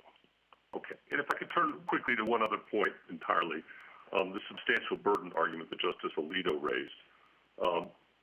And I understand your position. I thought that there would be no substantial burden imposed by a requirement that they pay for contraceptive care. Is that correct? No, Your Honor, not at all. I mean, that, if an employer objected to that requirement, there would certainly be a substantial burden. Okay. All right. I misunderstood that colloquy then. Thank you very much. Thank you, Your Honor. Justice Kavanaugh? Thank you, Chief Justice, and good morning, Mr. Fischer. I want to get your reaction to this way to think about the case, maybe picking up on Justice Breyer's question and Justice Gorsuch's first question. As a number of my colleagues have pointed out, Justices Ginsburg, Sotomayor, ALITO, Breyer, and others, there are very strong interests on both sides here, which is what makes the case difficult, obviously. There's religious liberty for the Little Sisters of the Poor and others. There's the interest in ensuring women's access to health care and preventive services, which is also a critical interest. So the question becomes who decides how to balance those interests. And the answer, of course, is Congress in the first instance. And RFRA provides a backstop on that, but even beyond RFRA in the ACA, Congress is delegated to the agency. Okay, so we have a delegation from Congress to the agency, and which is common. And sometimes Congress delegates narrowly with narrow language, and sometimes it delegates broadly. And the rule of thumb I've always thought is courts should construe narrow language narrowly and broad language broadly. And this seems to be broad language, as Justice Thomas noted. When you have that kind of broad language, you're going to get different executive branches who are going to exercise their discretion within that broad language and balance the interests differently. And then the question is, what's the judicial role? And it seems to me the judicial role is not to put limits on the agency discretion that Congress has not put there. And then we're left, I think, as Justice Breyer said, with, and I want to get your reaction to this, with the arbitrary and capricious test at the end of the day, and just making sure that in exercising its discretion and balancing those interests, the agency didn't go outside the limits of reasonableness, which is a very deferential test. It's not abdication, but it's deferential. Why isn't that the way to look at the case? And if we get down to the bottom line of, is this reasonable, not maybe everyone's preferred choice, but at least within the bounds of reasonable, why isn't this a reasonable way to balance it? So just get your reaction to all that.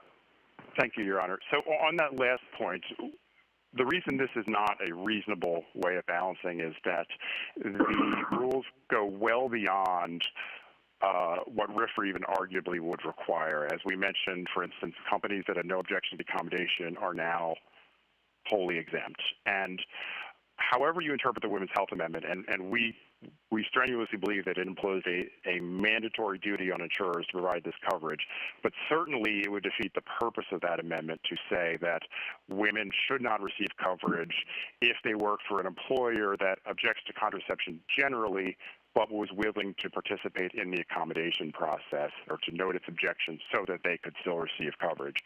We also think that the exemption for publicly traded companies, in the absence of any evidence that any publicly traded companies requested one, goes well beyond.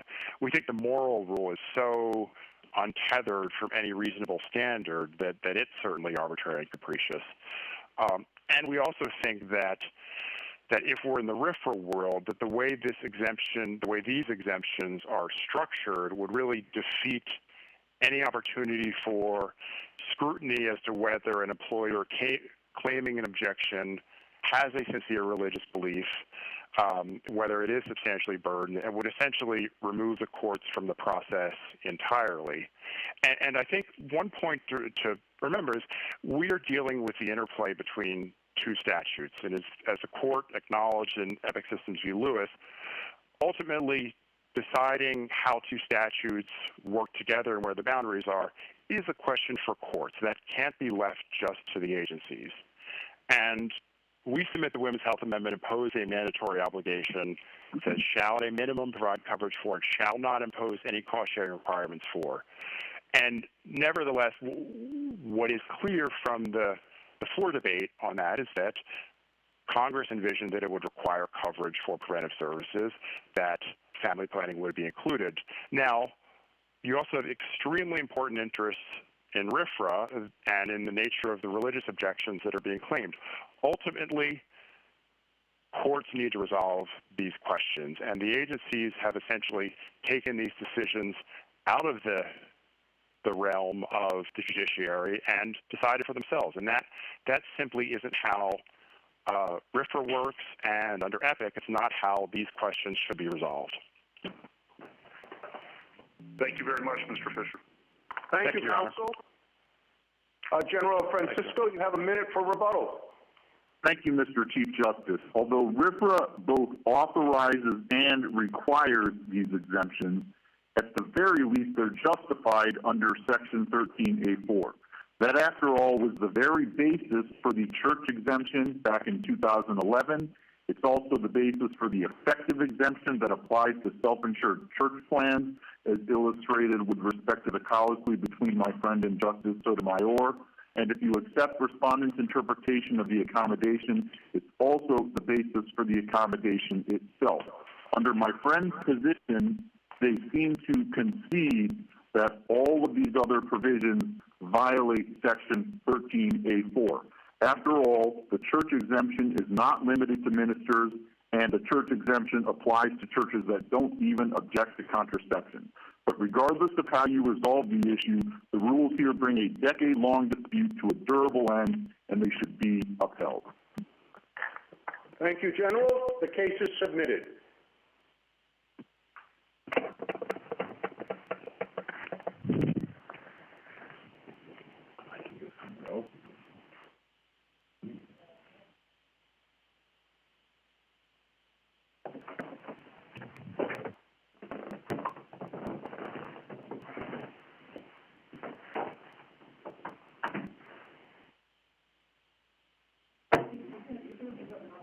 Yeah.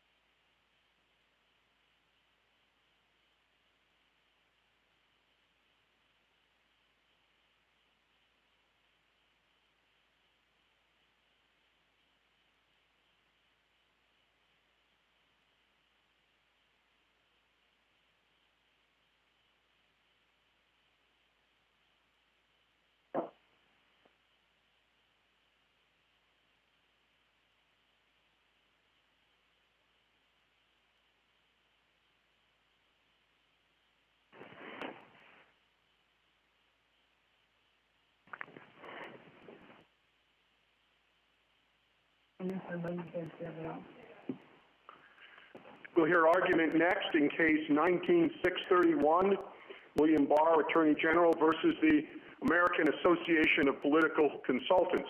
Before we get started, I would like to remind everyone to turn their cell phones off. Mr. Stewart. Thank you, Mr. Chief Justice, and may it please the Court. In 1991, Congress enacted the TCPA's basic restriction on the placement of automated calls to cell phones. In the years that followed, lower courts consistently upheld the constitutionality of that provision as a content-neutral restriction on the use of calling technologies that consumers found particularly intrusive and annoying. Congress's enactment of the government debt exception in 2015 did not introduce any constitutional infirmity into the statutory scheme. That exception is limited to a narrow category of calls that intrude less severely on consumer privacy than does the typical automated call, and that serve an important countervailing interest in protecting the federal fisc. There's been a good deal of back and forth in the briefs about whether respondents' challenge is properly viewed as one to the exception or to the general automated call restriction. And I think in circumstances like this, there's not a right way and a wrong way, not a right or wrong challenge to bring. There's simply two conceptually distinct analytical ways of challenging a law that includes a basic restriction subject to exceptions. Here we think that both challenges could have been brought, but that both would fail. But I'd like to focus first on the challenge that respondent is asserting in its brief. This is the challenge that respondents are asking the court to focus on, and that is the challenge to the underlying automated call restriction. And respondent's basic theory is that the government debt exception, taken in combination with other aspects of the statutory scheme, prevents the automated call restriction from performing its intended consumer protection function, renders it insufficiently efficacious to be upheld under the First Amendment. And we think that's wrong. If you look at the statute, the only other statutory exceptions to the automated call restriction are those for emergency calls and calls made with the prior express consent of the recipient. And respondents have not contended that either of those raises a First Amendment problem or casts doubt on the efficacy of the underlying restriction. Mr. Stewart, one of your basic points to avoid strict scrutiny under the First Amendment is that you're not really looking at the content of the communication in this case, but rather it's more properly viewed as part of an economic relationship. I don't see how that gets you out of the content category. You still have to look carefully at what's being said before you can decide whether the phone call is covered by the provision or not. I think that's the clear holding of our decision in the Reed case. Well, I think let me address Reed first and foremost. At the outset of the court's analysis in Reed, after the statement of the case, the court described content-based laws as, quote, those that target speech based on its communicative content. And if we're focusing now on the automated call restriction, the provision of the statute that respondents say is the focus of their constitutional challenge, it's impossible to say that that restriction targets respondents' calls based on their communicative content. The situation was very different in Reed. In Reed, the town had 23 different categories of signs in its sign code, a multitude of different treatments of the different categories. One of them was temporary directional signs, and that was the category of signs that the plaintiffs in the case wanted to put up. And you could tell exclusively from the content of the sign which category it fell into and what restrictions applied. And in that circumstance, it was natural for the plaintiffs to argue and the court to hold that they had been targeted based on the communicative content of their signs. Here respondents haven't been targeted in any meaningful sense. Their political communications are subject to the same restrictions that apply to the vast majority of automated calls. The fact that I'd like to jump ahead a little bit and get to the severance question. You say that if this exception for government debt is found to be problematic, you should just sever that and keep the rest of the statute. But when we sever provisions, it's because they are illegal. Here, there's nothing illegal about the government debt exception. It's just when combined with the rest of the statute makes the whole statute vulnerable. I wonder why, in that situation, the whole statute shouldn't fall. I guess the two things I would say are, first, it's important to look at the temporal sequence that produced the current state of affairs. That is, the basic restriction was enacted in 1991, and the government debt exception was enacted in a separate public law in 2015. And okay, I've got that. What's your second point? The second point is that the ultimate question of severability is one of congressional intent. What result would Congress have preferred? And for purposes of determining what Congress would likely have preferred, it seems really like the tail wagging the dog to say that we will treat Congress's desire to free collectors of government-backed debts from these restrictions rather as taking preeminence over Congress's desire to protect all consumers from all other automated calls. We think Congress would Thank you, counsel. Justice Thomas? Thank you, Chief Justice. Mr. Stewart, it would seem a bit odd, as you suggest, that we sever the exception, but here it doesn't seem, this remedy doesn't seem to give anything to respondent. It doesn't add any more speech for the respondent, And it seems to be taking speech actually away from someone who's not in this case. I mean, that may be true, but the court's task in determining the appropriate remedy is to kind of follow established principles of severability, to look to indicia of Congress's likely intent, and if the result is that the plaintiff, at the end of the day, doesn't get the practical result that it was looking for, that's not a reason to kind of rejigger the Constitution, the severability analysis. I mean, it often is the case that a plaintiff can achieve a practical victory only by prevailing on both of two legal questions. And sometimes it is a question both of the merits of the claim and of the appropriate remedy. And if a court holds that, yes, you are right, you've established the existence of a violation, but the statute read properly simply doesn't authorize the remedy you seek, that's one of the chances that the plaintiff takes when it pursues a claim that depends on prevailing on two separate legal propositions. So the plaintiff persuaded the court as to one legal proposition, didn't persuade the court as to a second proposition that was really essential to getting the practical result it wanted. That's not an unusual situation in the law. So I'd like to shift gears and focus, just ask the question about your strict scrutiny analysis. You seem to focus on the interest that the individual has in privacy of the cell phone. But it would seem to me that that privacy interest is actually not nearly as great as you would, as a person would have in the landline phone at home, or in even someone knocking on their front door. Well, I think at the time that the statute was enacted, cell phones were obviously a lot less prevalent. They may have been used on rare occasions, and most people didn't own them. I think now cell phones are, as we explained in the reply brief, are ubiquitous. They are an integral part of daily life for most individuals, and so really the privacy interest is greater than in the residential landline. Yes, if the phone rings at your home and you happen to be there, it may be an intrusion, but most people, or virtually all people, when they are at home, will have their cell phones with them.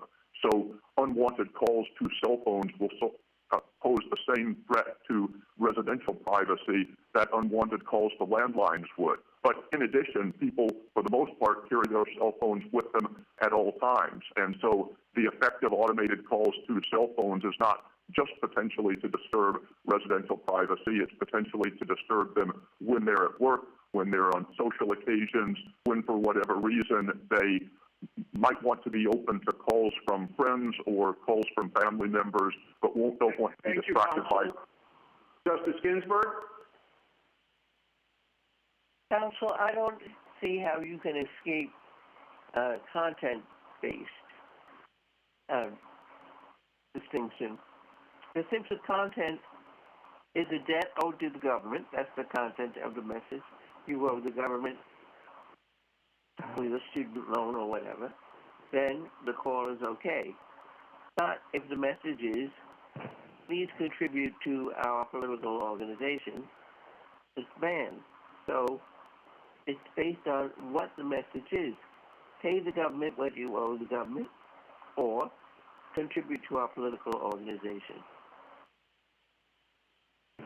I think as we've said in our briefs, it is true that often a court, in determining whether the government debt exception applied, would look in part to the content of the call. But you wouldn't be looking exclusively to the content of the call.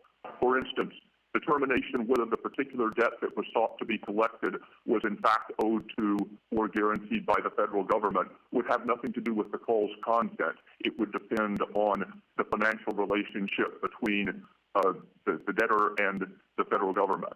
And it is characteristic in the legal culture that Congress would enact statutes that regulate communications made in particular fields of economic activity. And so you have laws that regulate what can be said or what disclosures have to be made in connection with the sale of securities. And they're subject to First Amendment challenge.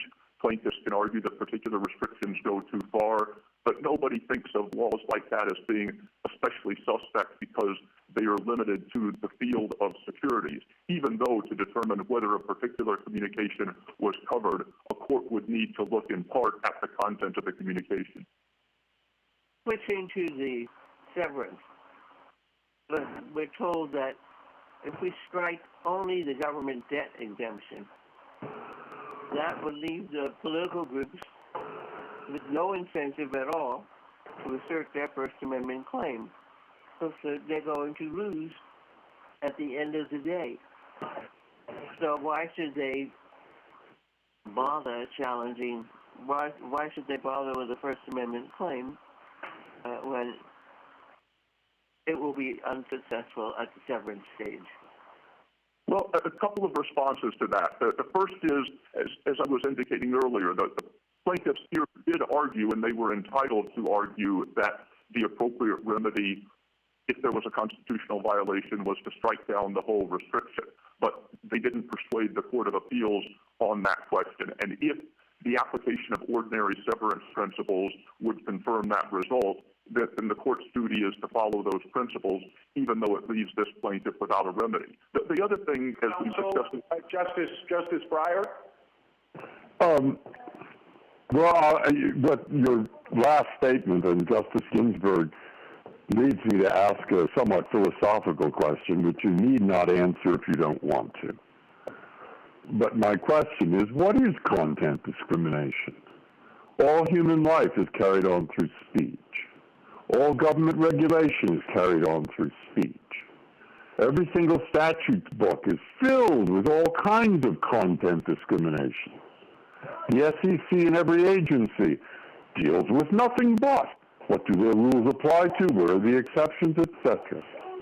And so I'd always thought that that was in Justice Brandeis's third category, economic regulation, as far as the First Amendment is concerned, or at least most of it was.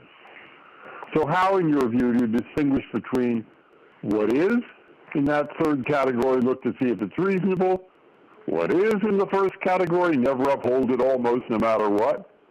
How? What's your way of doing it? I don't think we have any succinct tests that would capture all cases, but I would point the court or remind the court of certain guideposts that it set up. One is, if you can tell exclusively from the content of a message whether a particular law applies, then that's very likely or almost certain to be content-based. The second is, as I was referring to earlier, the court in Reed referred to content-based laws as those that target speech based on its communicative content. And here, even if you thought that the government debt exception was content-based, it wouldn't follow that the automated call restriction is content-based.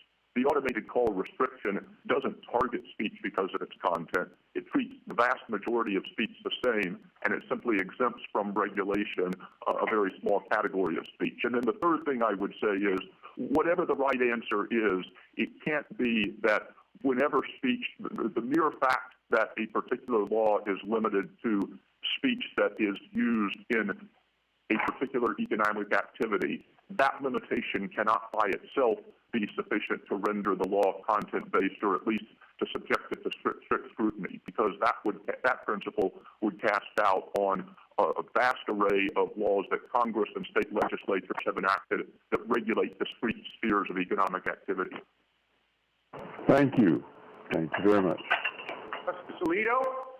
Mr. Stewart, the so-called severability issue in this case is really fascinating. I understand you don't think we need to get to that, but assuming for the sake of argument that we do get to that question, what is your best precedent for the application of a severability analysis in a case like this, where arguably a regulation of speech is unconstitutional only because it contains a content-based or a viewpoint-based exception? I don't think either side has a precedent that was specifically in the First Amendment area where the court discussed whether severability principles should apply, and if so, how do they apply. I think our best precedents are cases like Morales-Santana and Frost.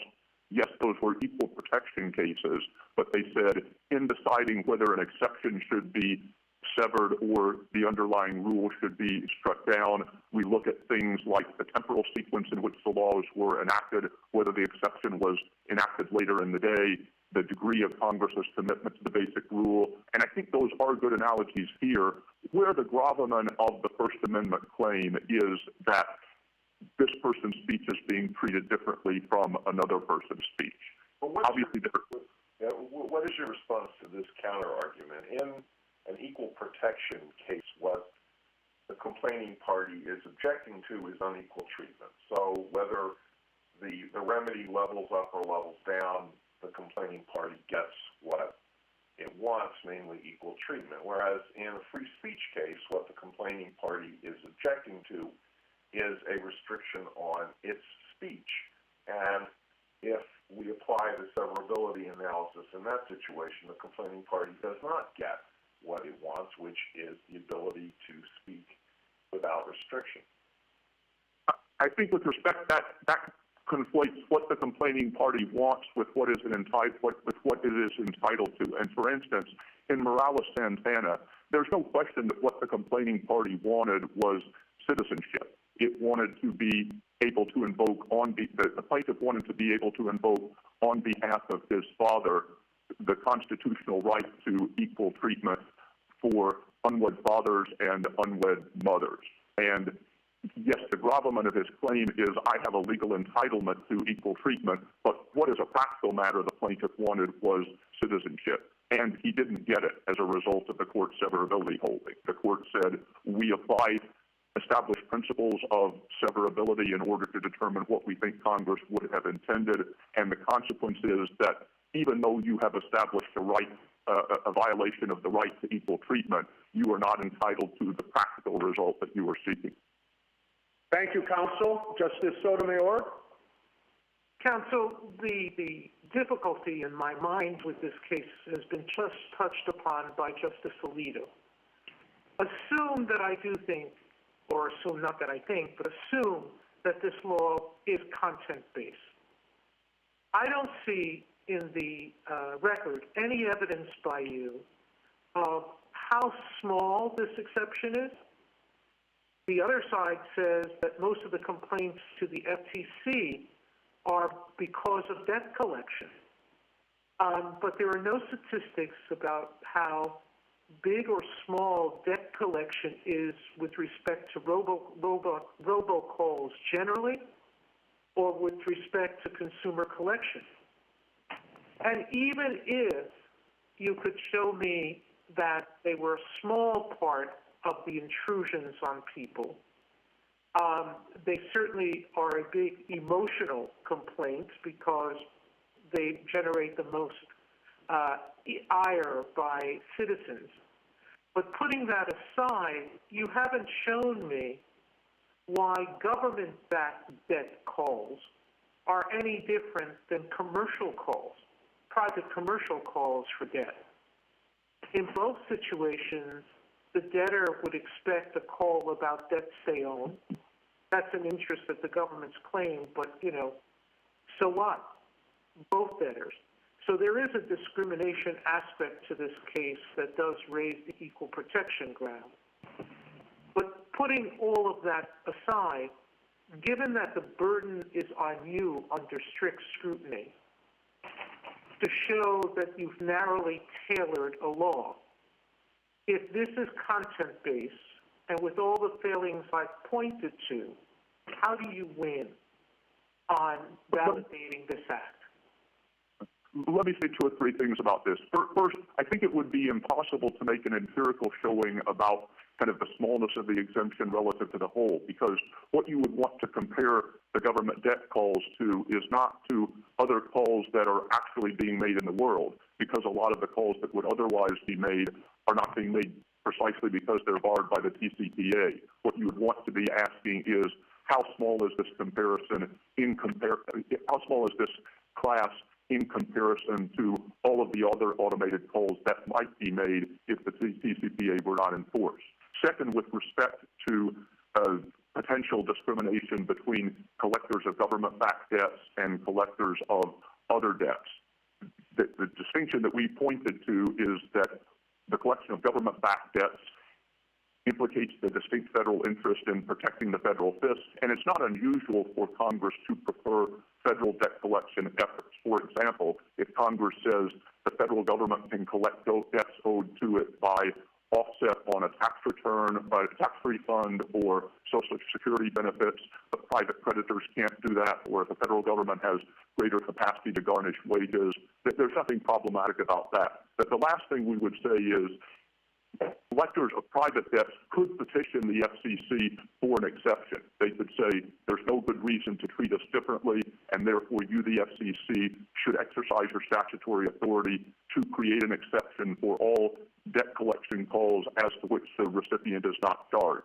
And then the FCC would either grant or deny that. If it was denied, there could be judicial review. So there could be a more targeted challenge that was premised on the differentiation between government-backed debts and others. But that's very different from that. Justice Kagan? Good afternoon, Mr. Stewart. Could we go back to what you started with? You said that there was no right way to think about how to analyze this question, that we could either apply constitutional analysis to the automated call restriction, or we could apply it to the exemption for government debt. I'm wondering whether you could say a little bit more about that, because we have to pick some way. And on the one hand, the restriction is the only thing, the automated call restriction is the only thing prohibiting speech. But on the other hand, the exemption is the only thing that creates the constitutional issue in this case. So which end of the statute should we look at? Well, let me preface my answer by pointing to a hypothetical that's noted in the respondent's brief that we think is a good illustration of when it would be appropriate to focus on an exception. At page 22, respondents hypothesize a statute that has a categorical ban on all automated calls except for automated calls to a residential landline that endorse the re-election of Donald Trump and that are approved by the Trump campaign. Now, we think an exception like that for calls made to endorse a single political candidate would surely violate the First Amendment. It would be not only content-based, but viewpoint-based, and there'd be no good justification for it in terms of the basic rationale for the restriction. And even if the court concluded that this was a very small percentage of calls, the exception didn't cast doubt on the credibility of Congress's overall privacy protection objectives, even if it didn't significantly interfere with the achievement of those objectives, the court would surely say that the exception was invalid. And in that circumstance, is this statute like that statute? I don't think it's like that statute. I mean, the last thing obviously not in the sense of it's not the exemption is not viewpoint based to the extent that that statute is. But you know, you've heard some arguments that the exemption is content based. So why not treat it the same way? I mean, I think at the very most, you would treat the exemption in the same way that you would treat it if a restriction were imposed based on the same criteria. And if there were certain restrictions placed on the collection of government-backed debt and only on the collection of government-backed debt, you wouldn't apply strict scrutiny to such a law for the same reasons I've discussed with respect to the securities laws, other hypothetical laws that could restrict communications in a particular area of commerce. Now, respondents have understandably focused their attention on the automated call restriction in part because of the severability question. If they could persuade the court that the exception was the invalid provision and it was struck down, they wouldn't really get what they want. But they have to establish distinct prerequisites to show that they have a valid constitutional challenge to the automated call restriction. One might be if the exception taken in combination with other features of the statute just made it seem as though Congress wasn't serious about protecting privacy. But the exception really can't. Justice Gorsuch? Good morning, counsel. Some of my colleagues have already noted that the irony of a First Amendment challenge leading to the suppression of more speech as a remedy. I guess I wanted to explore that just a little bit further. As I understand it, you've taken the position that there's no right way to do severance here. But should we take cognizance of the fact that striking down the government debt provision was not relief that the plaintiffs sought in this case? And we normally take some cognizance of the adversarial process and the plaintiff's request for relief. We chided plaintiffs earlier in this term for not including all the relief they might have wanted in their complaint. And what do we do about the fact as well that the plaintiffs would seemingly have no standing to challenge an exception for government debt collection activities? So they didn't seek the relief and they don't have standing for this relief. Should those things tell us anything? I mean, I think that you could do it that way, and the Court of Appeals could have done it that way. That is, the principal argument that the respondents have made all along is that the government debt exception, combined with other features of the statutory and regulatory scheme, really call into question Congress's commitment to the protection of privacy or prevent the statute from achieving that objective. And the Court of Appeals clearly didn't think that that was right. And the Court of Appeals could just have said, that's the only claim you made, I reject it, and whether or not you could have pursued a valid challenge to the exception itself, you haven't sought to pursue one, and therefore I'm not going to consider it. I think given that the Court of Appeals ruled as it did, we have tried to confront that argument on the merits. With respect to the standing question, what the respondents have always sought as relief invalidation of the automatic call restriction, and they clearly have standing to seek that. And if the court holds that, yes, they're right, there's a First Amendment violation, but they are wrong about the remedy, that would not be a problem of standing. That would just be a problem on the merits of their claim, or at least the merits of their claim with respect to the appropriate remedy. Let me come at it from yet another angle, and that's the separation of powers. The government's remedy proposed here is essentially that we should suppose or reimagine that Congress would have preferred a regime in which more speech is suppressed than one in which less is suppressed.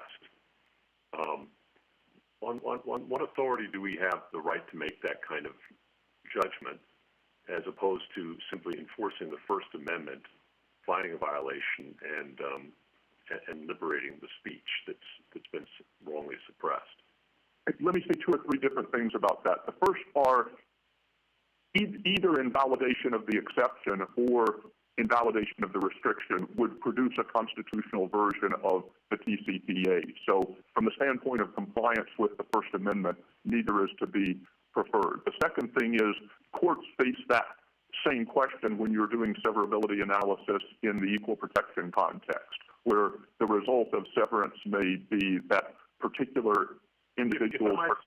If I might stop you there, I'm sorry, but the equal protection analogy, suppose that doesn't work for me, because equal protection is a guarantee of equality, not of a substance. So you can level up or level down and satisfy equal protection, but the First Amendment is about a guarantee of speech, so it has content in a different way. So suppose that. Then what do you have? I think what we have is the temporal sequence here, where we had one public law in 1991 that enacted the basic autodial restriction, and then a second public law that was enacted in 2015. And if there is a constitutional infirmity, if you ask which public law introduced that constitutional infirmity, it would have to be the 2015 public law. Thank you, Counsel. Thank you, Counsel. Justice Kavanaugh? Thank you, Mr. Chief Justice. Good afternoon, Mr. Stewart. I think the government debt exception is almost certainly content-based, at least for me. And I just wanted, as a matter of housekeeping, you don't argue that it could satisfy strict scrutiny, correct? That's correct. We've argued that the automated call restriction could satisfy strict scrutiny, but not if So if those two things together make this, for me at least, a case about severability and leveling up or leveling down. And you were just on this with Justice Gorsuch, but it would help me if you could kind of tick through your strong points about severability again. I think that the two strongest points, and then I'll link to the second to the Communications Act severability clause. The two strongest points are, we think there would be a tail wagging the dog quality to striking down the whole restriction, one that has been in place for nearly 30 years, that has been popular with consumers, that has protected a vast array of people, simply to preserve the ability of government debt collectors to use one more means of communication. The second is the temporal sequence. If we ask which law was it that introduced any constitutional invalidity, it would have to be the 2015 law, not the 1991 law. And so it would be natural, if you were otherwise an equipoise, to say that's the law that would be struck down. And then there is a sever. Go ahead. I was going to say there is a severability clause that says if any provision of the Communications Act of which the TCPA is a part is held to be invalid, the remedy won't extend beyond striking down that provision. And for purposes of determining which is the invalid provision, I'd refer back to my point about temporal sequence. It is the 2015 law that introduced any constitutional infirmity. So a key point I think you just underscored there is that the premise of your severability argument, essential premise, is that the underlying ban is thoroughly constitutional. Or at least that the underlying ban was constitutional before 2015. That's without the exception. I meant to say without the exception, the underlying ban is perfectly constitutional. Yes. Okay. And how much should we take into account on the what would Congress have intended analyses like we see in the state's Attorney General's brief about consumer beliefs about these calls, that the common consumer complaint about robocalls. Does that go at all into our analysis of what Congress would have intended? I think certainly this was not unnoticed legislation. It's not legislation that fixed a technical problem. I'm talking about the original TCPA now. This is legislation that was intended to address a problem that Congress thought was immense, that affected vast numbers of consumers. And obviously the amicus briefs describe complaints that are being made now about robocalls, even with the TCPA's restrictions in place. And so, thank you, Counsel. Would you take a minute to wrap up, Mr. Stewart? Thank you, Mr. Chief Justice. The last thing I'd say is I'd refer back to the point that I was making at the beginning, where given that respondent is asking the court to focus on the restriction and not the exception, it's appropriate to ask whether the restriction is content-based, as the court in Reed understood that term. And the court in Reed described content-based laws as laws that target speech based on its communicative content. Respondent speech was not targeted based on its content. It was treated the same way as the vast majority of messages that people could use automated calls to transmit. Thank you, Your Honor. Thank you, Counsel. Mr. Martinez? Mr. Chief Justice, and may it please the court, my clients are political organizations that want to engage in political speech at the core of the First Amendment. The TCPA bars them from using some of the most effective tools for communication now available, automated text messages and calls to cell phones. At the same time, the statute's exceptions let government-approved speakers use these same technologies to deliver government-approved messages that subvert the same privacy interests supposedly requiring a ban on all other calls. This content-based scheme arbitrarily favors commercial speech over core political speech. It violates the First Amendment and should be struck down. The call ban is extremely broad. Although the TCPA's primary purpose was to address telemarketing calls, the cell phone ban sweeps further and outlaws political and other non-commercial calls, even when citizens are open to receiving them. The government says Congress needed a restriction that broad in order to protect privacy. The statute's history disproves that. Congress and the FCC exempted non-commercial calls from the residential call ban after concluding that they do not adversely affect the privacy rights protected by the TCPA. There's no good privacy-based reason for treating these exact same calls differently when made to cell phones. The government debt exception confirms that Congress did not view the privacy interest here as compelling. That exception exposes 60 million Americans to unlimited calls to collect more than $4.2 trillion in debt. Those are the kinds of calls consumers hate the most. If Congress really thought privacy was paramount, it would not have allowed those calls. Because the speech ban is too broad and unjustified, the restriction, not the exception, must be struck down. That's what the court has always done in First Amendment cases, and rightly so. Federal courts cannot fix First Amendment violations by making more speech illegal. This court should reject the remedial approach that eliminates incentives to challenge unconstitutional speech bans and gives my clients no relief, even though they won their First Amendment claim. Mr. Martinez, I'd like you to focus on the argument based on our decision in Williams U. Lee, which is that when Congress takes steps that help cure a constitutional problem, they don't have to do everything at once. You object to the fact that some speech is allowed, but the allowance doesn't reach more broadly. And what we said in Williams U. Lee, again, is so long as Congress is moving in what the court regarded as the right direction, they don't have to do everything at the same time. So the fact that you say we should allow more speech here, here, and here, again, it doesn't mean that it has to be done at the same time as the first step is taken, as it was here. Right, Your Honor. And I think what the Williams U. Lee inquiry is really getting at is whether the exception undermines the credibility of the government's interest that it's been asserting. And I think in this case, the 2015 exception really does undermine that, because it's not getting at, like, it's not trying to exempt the least intrusive of privacy speech available. It's actually exempting the kind of speech that the FCC itself has acknowledged is the most intrusive kind of speech, and those are the debt calls. And so Williams U. Lee, I think, is talking about a situation in which the government or Congress is trying, or the legislature is trying to accommodate kind of the speech that is least problematic from the standpoint of the interest that's being asserted. But here, Congress has done the opposite. It's exempted the speech that's most problematic.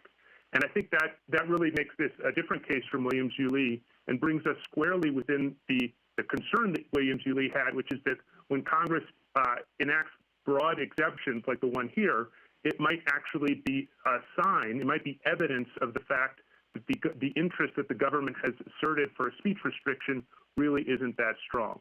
And I think that was the base. Your friend on the other side on the severance question makes a very strong point that Congress had this law for 25 years, and then they added this, pretty discrete exception that created the problem we have today.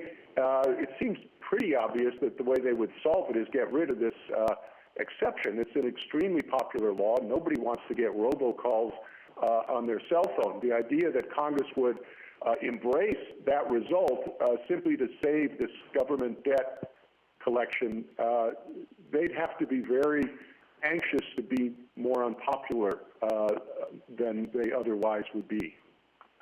Well, two points on that, Your Honor. First of all, I think that the fundamental problem here is the invalidity of the restriction, and I think that even before you get to any severability inquiry about intent, we have to be very careful and specific about what is unconstitutional about the statute.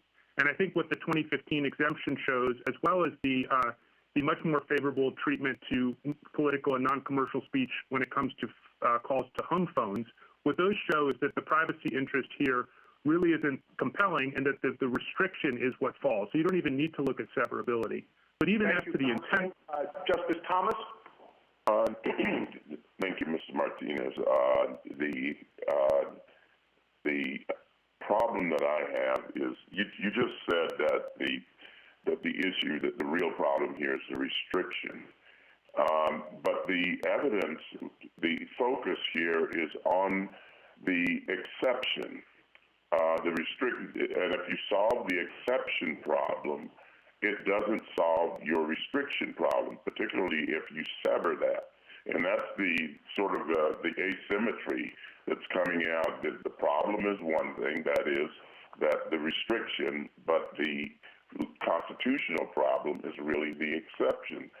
But so why don't you, I'd like you to explain what you just said, why the restriction is the constitutional problem as opposed to the exception. Right, and let me start with the two things that I think the exception does. Number one is it introduces a content-based distinction, and it defines the scope of the restriction, and therefore triggers strict scrutiny. But number two, and more importantly for purposes of our constitutional theory, what the exception does is it reveals the underlying frailty, the underlying insufficiency of the justification for the restriction. And why does it do that? It does it because you have Congress saying, because we want to get more money, we are willing to trade off privacy for revenue. And so Congress is coming in and making a judgment that money is more important than privacy. So what would your argument be if the exception did not exist? If the exception did not exist and we were looking at the law today, I think our argument would be weaker, but I think we would still be able to show that the restriction would be unjustified. And I think the main thing... I mean, what would the analysis be? The analysis, the statute would no longer be content-based, so we'd be applying intermediate scrutiny. But I think in the context of applying intermediate scrutiny, we would look at the fact that calls to residential phones, where, calls to the home where privacy matters the most, these same types of political and non-commercial calls that my client wants to make are perfectly allowed. And so Congress and the FCC have made a judgment, and this is clear if you look at the 1992 order from the FCC. Congress and the FCC have made a judgment that non-commercial and non-telemarketing calls do not adversely affect the privacy rights that the TCPA protects. And they made that clear by essentially allowing those calls at, at all times of day to home phones. And so if you have that indicator of congressional intent, that they're not really worried about political calls and non-commercial calls, and they're not worried about that as an intrusion of privacy, then there's no rational reason to treat cell phones differently, and Congress certainly didn't make that judgment. Of course, in this case, we have not only the differential treatment of residential calls, but we also have the evidence provided by the 2015 exception, which shows that they're willing to trade off privacy for money, even though everyone would agree that money is not, collecting more money is not a compelling interest. And so you have Congress. Justice Ginsburg? Your challenge is predicated on the government debt exemption. I thought that the statute as originally enacted the statute as originally enacted did have an exception for calls made by the government itself or government agency. Isn't that true? It's true that the definition of person, or at least as interpreted by the FCC, is that the statute does not apply to the government itself. And no one challenged that exemption for 20-odd years. One characterization is that this is really a manner restriction. That is, it doesn't prohibit calling, it doesn't prohibit conveying a message, it just prohibits using a certain automated technology to call. So it's a manner of communication. It's not a restriction on the message. Well, Your Honor, with respect, I do think it's fair to say that this is a restriction on a certain manner of making calls, but the types of calls that are either made legal or illegal, the dividing line between what's allowed and what's not allowed turns on the content of the calls. I think that if you were facing a statute that said, for example, you are not allowed to advocate for libertarians using email or using phone calls or using handbills, all of those would be manner restrictions. But I think that we would all recognize that those are content-based restrictions that would trigger strict scrutiny and would inevitably fail. On your severability, we know that what Congress wanted to stop were out-of-the-blue calls that you had no reason to anticipate. And calls about death owed to the government can be regarded as less invasive in that respect because they're not out of the blue. They are simply a reminder of an obligation that the debtor undertook. Your Honor, with respect, I don't think that that's the original justification for this particular provision, and I would point to two things. First of all is the fact that the kind of out-of-the-blue calls that my clients might want to make, political calls, Those are calls that were perfectly allowed and were perfectly acceptable to the home when Congress and the FCC acted in the early 90s. And at that time, of course, home phones were, over 90% of the phones in America were home phones. That's where the privacy interests were at their apex. And nonetheless, Congress and the FCC recognized that the kinds of calls my clients want to make don't tread on privacy interests enough to warrant that kind of restriction. And I think what that just shows is that, again, the privacy interest being asserted here isn't really strong enough. Even if you go look at what the FCC said about this, and I would look at the 1992 NPRM, especially at pages 8773, at page 2737, and then the 1992 order at 8773, because there the FCC said that non-commercial, non-telemarketing calls can be exempted without undermining the TCPA. If that's true, then there's no reason. Justice Breyer?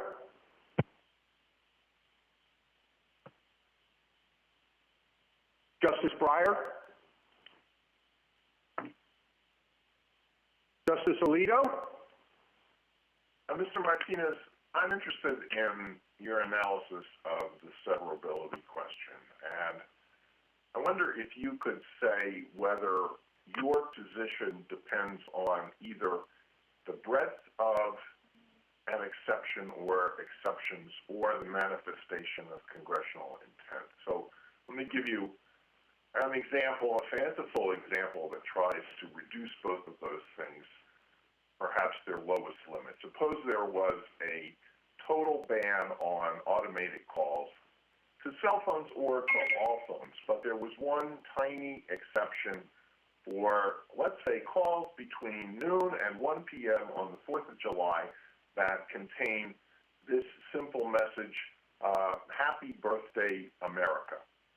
And let's say that the statute allowing this contains a provision that says that if the inclusion of this exception renders the statute unconstitutional, the statute itself shall remain in force and the exception shall be stricken. So would you say even in that situation, the whole statute would have to fall?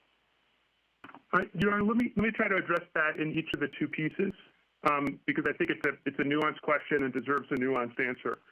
First of all, with respect to the narrowness of that particular ban, I think that the fact that that particular restriction or exception is so narrow, I think that probably, looking at the totality of the circumstances, we would look at that and we would think the existence of this one tiny exception and the fact that this really isn't going to invade privacy that much, I think that would probably be a reason to conclude that the restriction is not unconstitutional. And if that's true, then of course the severability analysis wouldn't be necessary. If you take the other part of your hypothetical, though, if as I understand it, if the statute had a provision in it that essentially said if the restriction fails, you should nonetheless sever the exception and reinstate the restriction, I don't think that that would be appropriate, because I think the reason that the restriction would fail in that circumstance is that it's insufficiently justified. And getting rid of that exception doesn't solve that problem.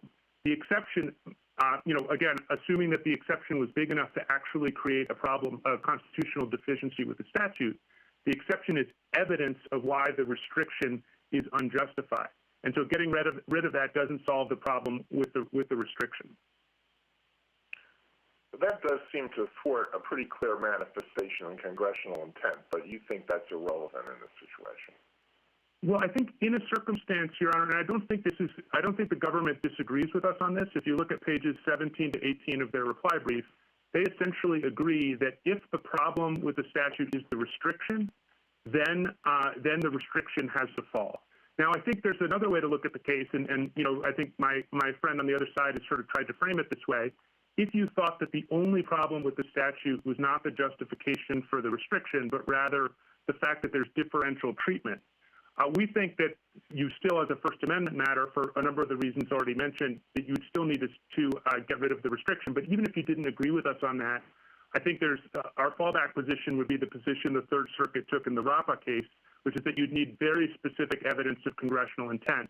And I guess in that case, in your hypothetical, if your hypothetical expressly addressed this situation, then maybe in that case the exception would be severed. But again, that is not the case here, because here the underlying restriction is what's unconstitutional. Thank you, counsel. Justice Sotomayor. Mr. Martinez, are you taking the position that all restrictions of robocalls are unconstitutional, or that just a broad restriction like this one is unconstitutional because there's some types of speech that should not be covered? Well, I think, Your Honor, in this case, obviously we're dealing with the statute at hand. I think that there are some restrictions on robocalls that I think that probably would satisfy the appropriate level of scrutiny. And just to take one example, the way that the ban on calls works to home phones right now, it's essentially a ban on commercial telemarketing robocalls to the home. And that's the kind of, that is the heart of what the TCPA was getting at. And that's what Congress and the FCC said, you know, this is really the core privacy that we're trying to protect. I think that kind of statute Mr. Martinez, and I agree with you, and I can think of others. If any schemes to get money, because there's so many scams from robocalls, but putting all of that aside, assuming that there is a part of the restriction that could survive strict scrutiny under your claim, why shouldn't we limit any remedy striking down this provision simply to permit the types of calls that your clients make? Well, Your Honor, why should we be striking down the entire statute?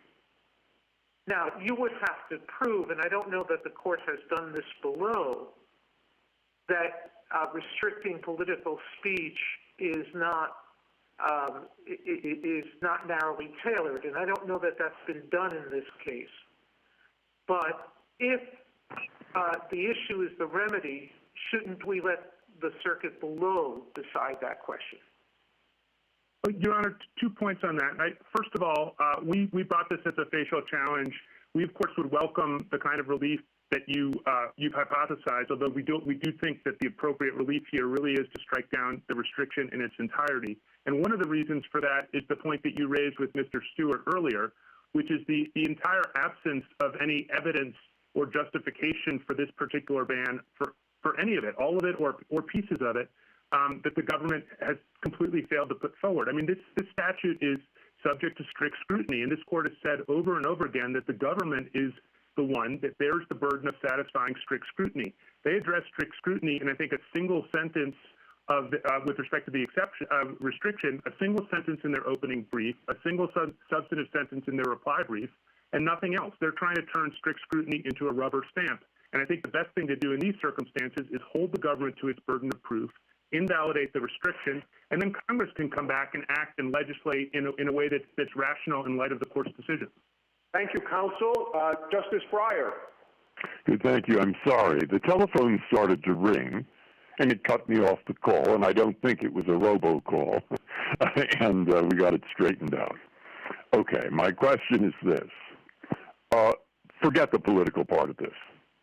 Assume it's out of it. So now, what worries me is if you call this calling for strict scrutiny, I guess the government's justification, which is that government debt is owed to us all as taxpayers. Private debt is not, so treat it specially.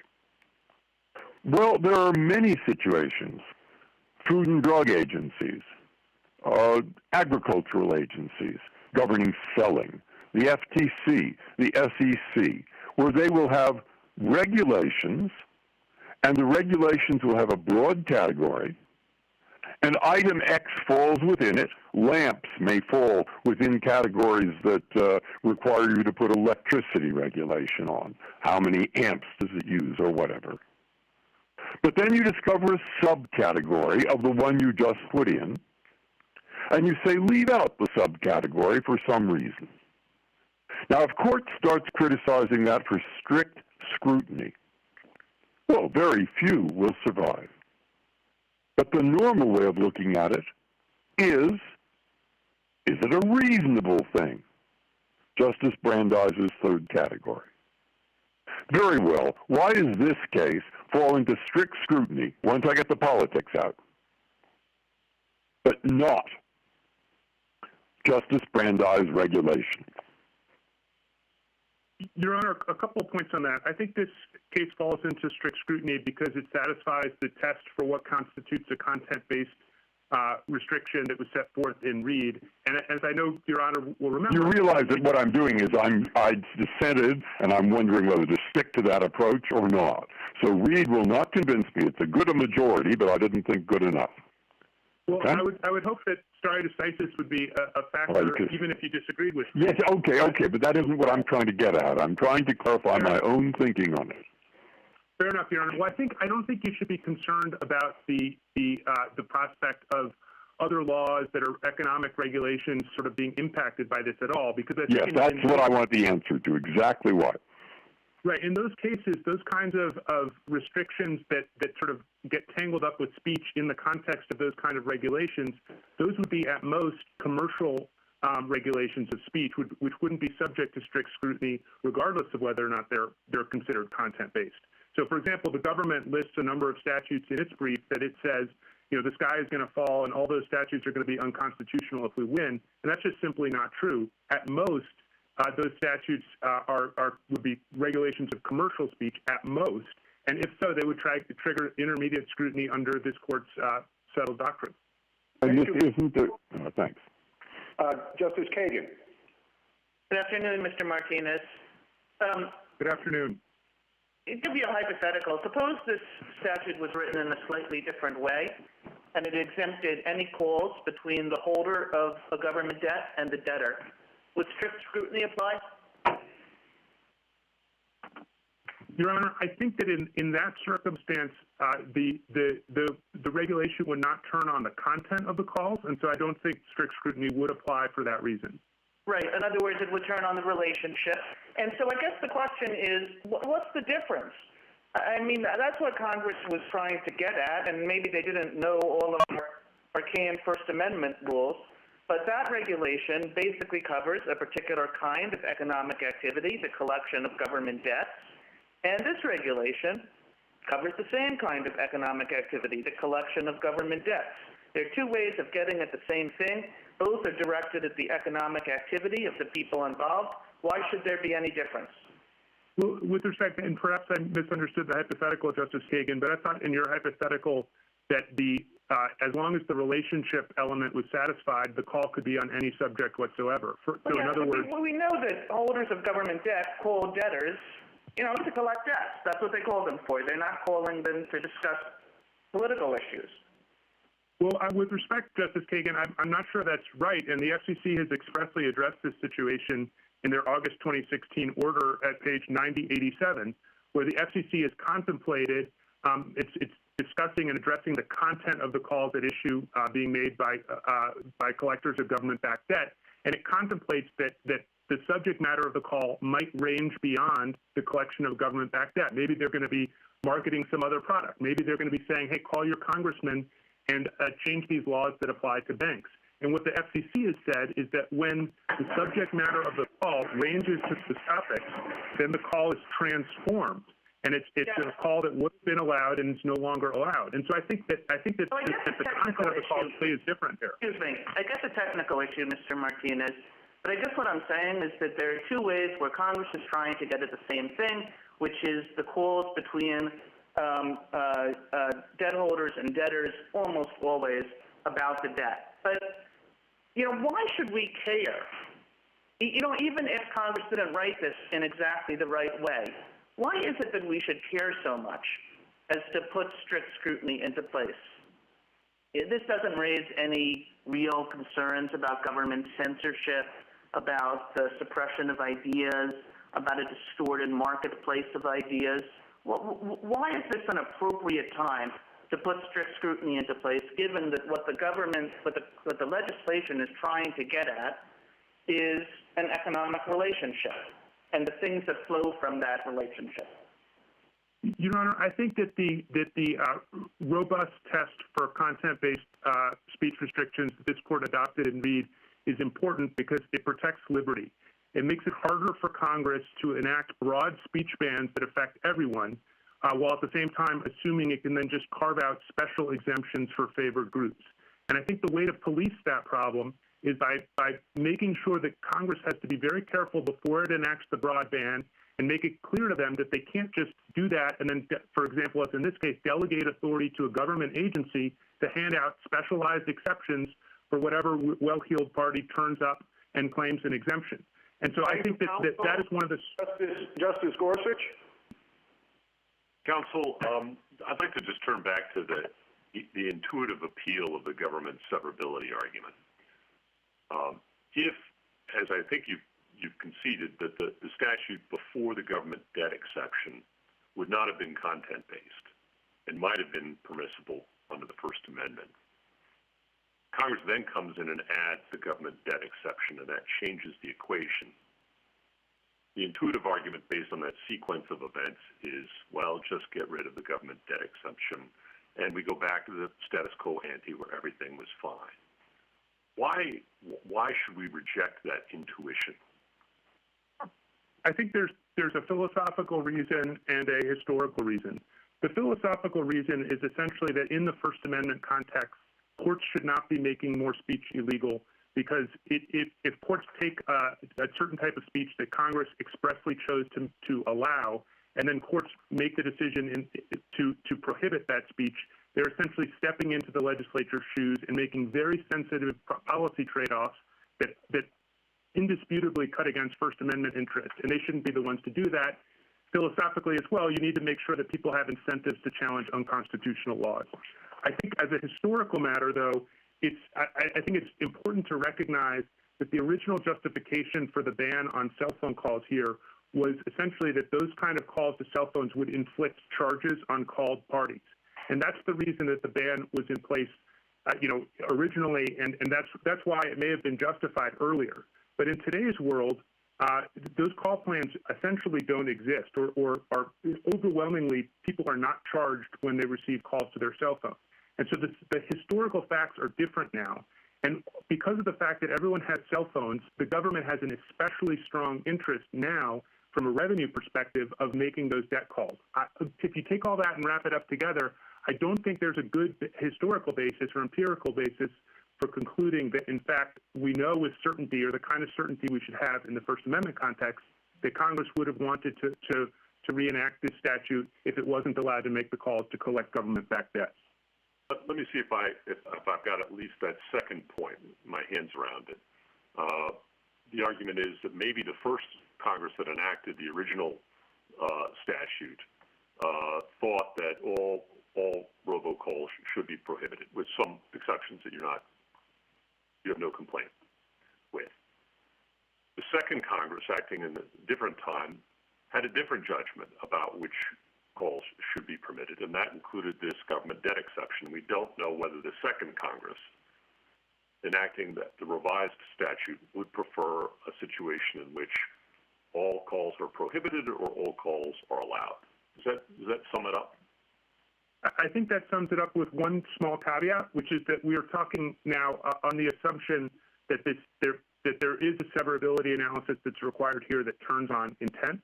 I do think our primary position is that the nature of the First Amendment and the nature of the constitutional flaw in this statute, which is the flaw with the restriction, we think that means that essentially under everyone's understanding of the severability principles, the restriction must be struck down. Thank you, counsel. I'm sorry, Justice Gorsuch? No, I'm fine. Thank you, Chief. Justice Kavanaugh. Thank you, Chief Justice. Good afternoon, Mr. Martinez. On severability, we have no precedent either way on severability, as I understand it, when the First Amendment problem is created by an exception to a ban on speech, rather than the First Amendment problem being created by the underlying ban without the exception. So I don't think we have any precedent either way. And the question, as you've pointed out, Mr. Stewart's pointed out, is level up or level down as the remedy. The key first question, and I asked Mr. Stewart about this, I want to make sure I have you on this, is the underlying restriction here, the underlying restriction on cell phone robocalls constitutional without the government debt exception. So I want you to focus exactly on that question.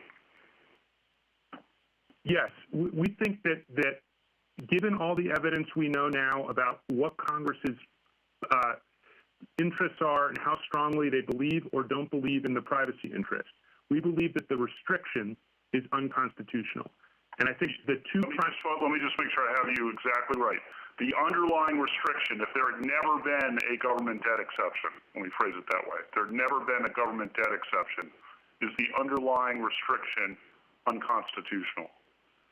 We would say yes, based primarily on the differential treatment of the residential call bans. But I just want to say one thing on that, Justice Kavanaugh, because if you want me to hypothesize that the 2015 law had never been passed, I think that the 2015 law, if you think about that law as evidence of what Congress thought about privacy, the fact that it wasn't passed doesn't mean that deep down Congress believed in privacy more than we later, than was later revealed. And so I think it's important to recognize that in our argument, the role of the 2015 exception is not merely to introduce the textual content-based distinction, but it's also to reveal the underlying lack of justification, which was always there. And again, Congress... I guess on that point, I would pick up on what the Chief Justice said and the state's amicus brief. And if you just take a peek at the real world here, this is one of the more popular laws on the books because people don't like cell phone robocalls. That seems just common sense. Do you want to argue against that common sense? I think aspects of the law are popular. I think, the head of the FCC has called this law the poster child for lawsuit abuse. And the reason for that is, and that isn't directly implicated in this case, there's a whole bunch of other problems with the law as well. And so I think this law has its supporters and its detractors, but I don't think you should worry about Congress's ability to protect people. Even if we win this case, Congress is going to have plenty of options that are fully constitutional in order to protect people from unwanted calls. It can focus on the telemarketing calls. It can expand the remedies available under the Do Not Call list, which essentially allow consumers and recipients to opt out. Even if you lose this case, Congress can, of course, scale back what you view as overbroad restrictions. But if you lose this case, Congress will still have in place a restriction that's been on the books for 30 years and that has been perceived as constitutional, and that is very popular. Well, I guess what I would say is that I think the right way to think about this is to apply the doctrinal tools that you always apply in First Amendment cases, even in cases where the speech involved is not popular. I mean, the First Amendment is there not just to protect speech that people like, but to protect speech that people might find offensive or annoying. Thank you, Counsel. Mr. Martinez, would you like to take a minute to wrap up? Thank you, Your Honor. The core purpose of the First Amendment is to protect the free exchange of political speech, even when people might find that speech to be a nuisance. That's what this court recognized in the Martin case when it said that First Amendment rights protect people from making intrusive door-to-door solicitations. That's protected activity. The calls at issue here are protected activity as well. We ask you to do what you always do in First Amendment cases, strike down the unconstitutional restriction on speech. Thank you, Your Honors. Thank you, Counsel. Mr. Stewart, you have rebuttal. Thank you, Mr. Chief Justice. I took Mr. Martinez to acknowledge that if this were a restriction on speech undertaken to collect a government-backed debt, it would be subject to most intermediate scrutiny because it would be commercial speech and would be subject to distinct First Amendment treatment on that basis. And the position of the other side is this provision should be reviewed more skeptically, should be subject to more searching review because its effect is to take particular speech out from under regulation rather than to regulate it. And that's contrary to the usual understanding that the First Amendment exists to foster speech. It's contrary to the court reference in Reed to laws that target speech because of its communicative content. Why would the court review more skeptically a law that looked at the same basis as a rationale for exempting speech rather than to regulate? The second thing is, Mr. Martinez said many times that Congress and the FCC have exempted non-commercial calls from the automated call restriction. And I think that really overlooks the respective responsibilities of Congress and the FCC. Congress has broadly regulated at least calls using a pre-recorded voice or an artificial voice to residential landlines, just as it has calls to cell phones. Both of the underlying bans encompass non-commercial calls. Congress has vested the FCC with broad, though not identical, authority to exempt particular categories of calls from the residential and the cell phone ban, respectively. And you can look at page 5A and 6A of the appendix to the government's merits brief to see that the exemption authority is basically comparable. The discrepancy under current law results from the fact that the FCC has exercised its exemption authority much more robustly with respect to residential landlines than it has with respect to cell phones. That can't create a facial constitutional infirmity in the statute itself. If people think that the FCC should adopt comparable exemptions for non-commercial calls to cell phones, they can file a petition to that effect. The last thing I'd say in respect to goes to the colloquy between Mr. Martinez and Justice Kagan, where Mr. Martinez said, yes, if they had framed it not in terms of the content of the call, but in terms of all calls from the holder of a government-backed debt to the debtor, that would be subject to more relaxed scrutiny. And that would simply, an approach that distinguished on that basis would simply encourage Congress to enact laws with more of a broad brush. It would discourage Congress from trying to fine-tune laws, and that discouragement would only be exacerbated if we took the respondent's approach to severability, striking down the whole law. Thank you, Mr. Chief Justice. Thank you, counsel. The case is submitted.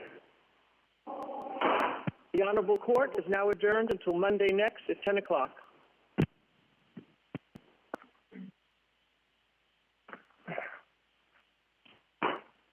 I get a picture, guys?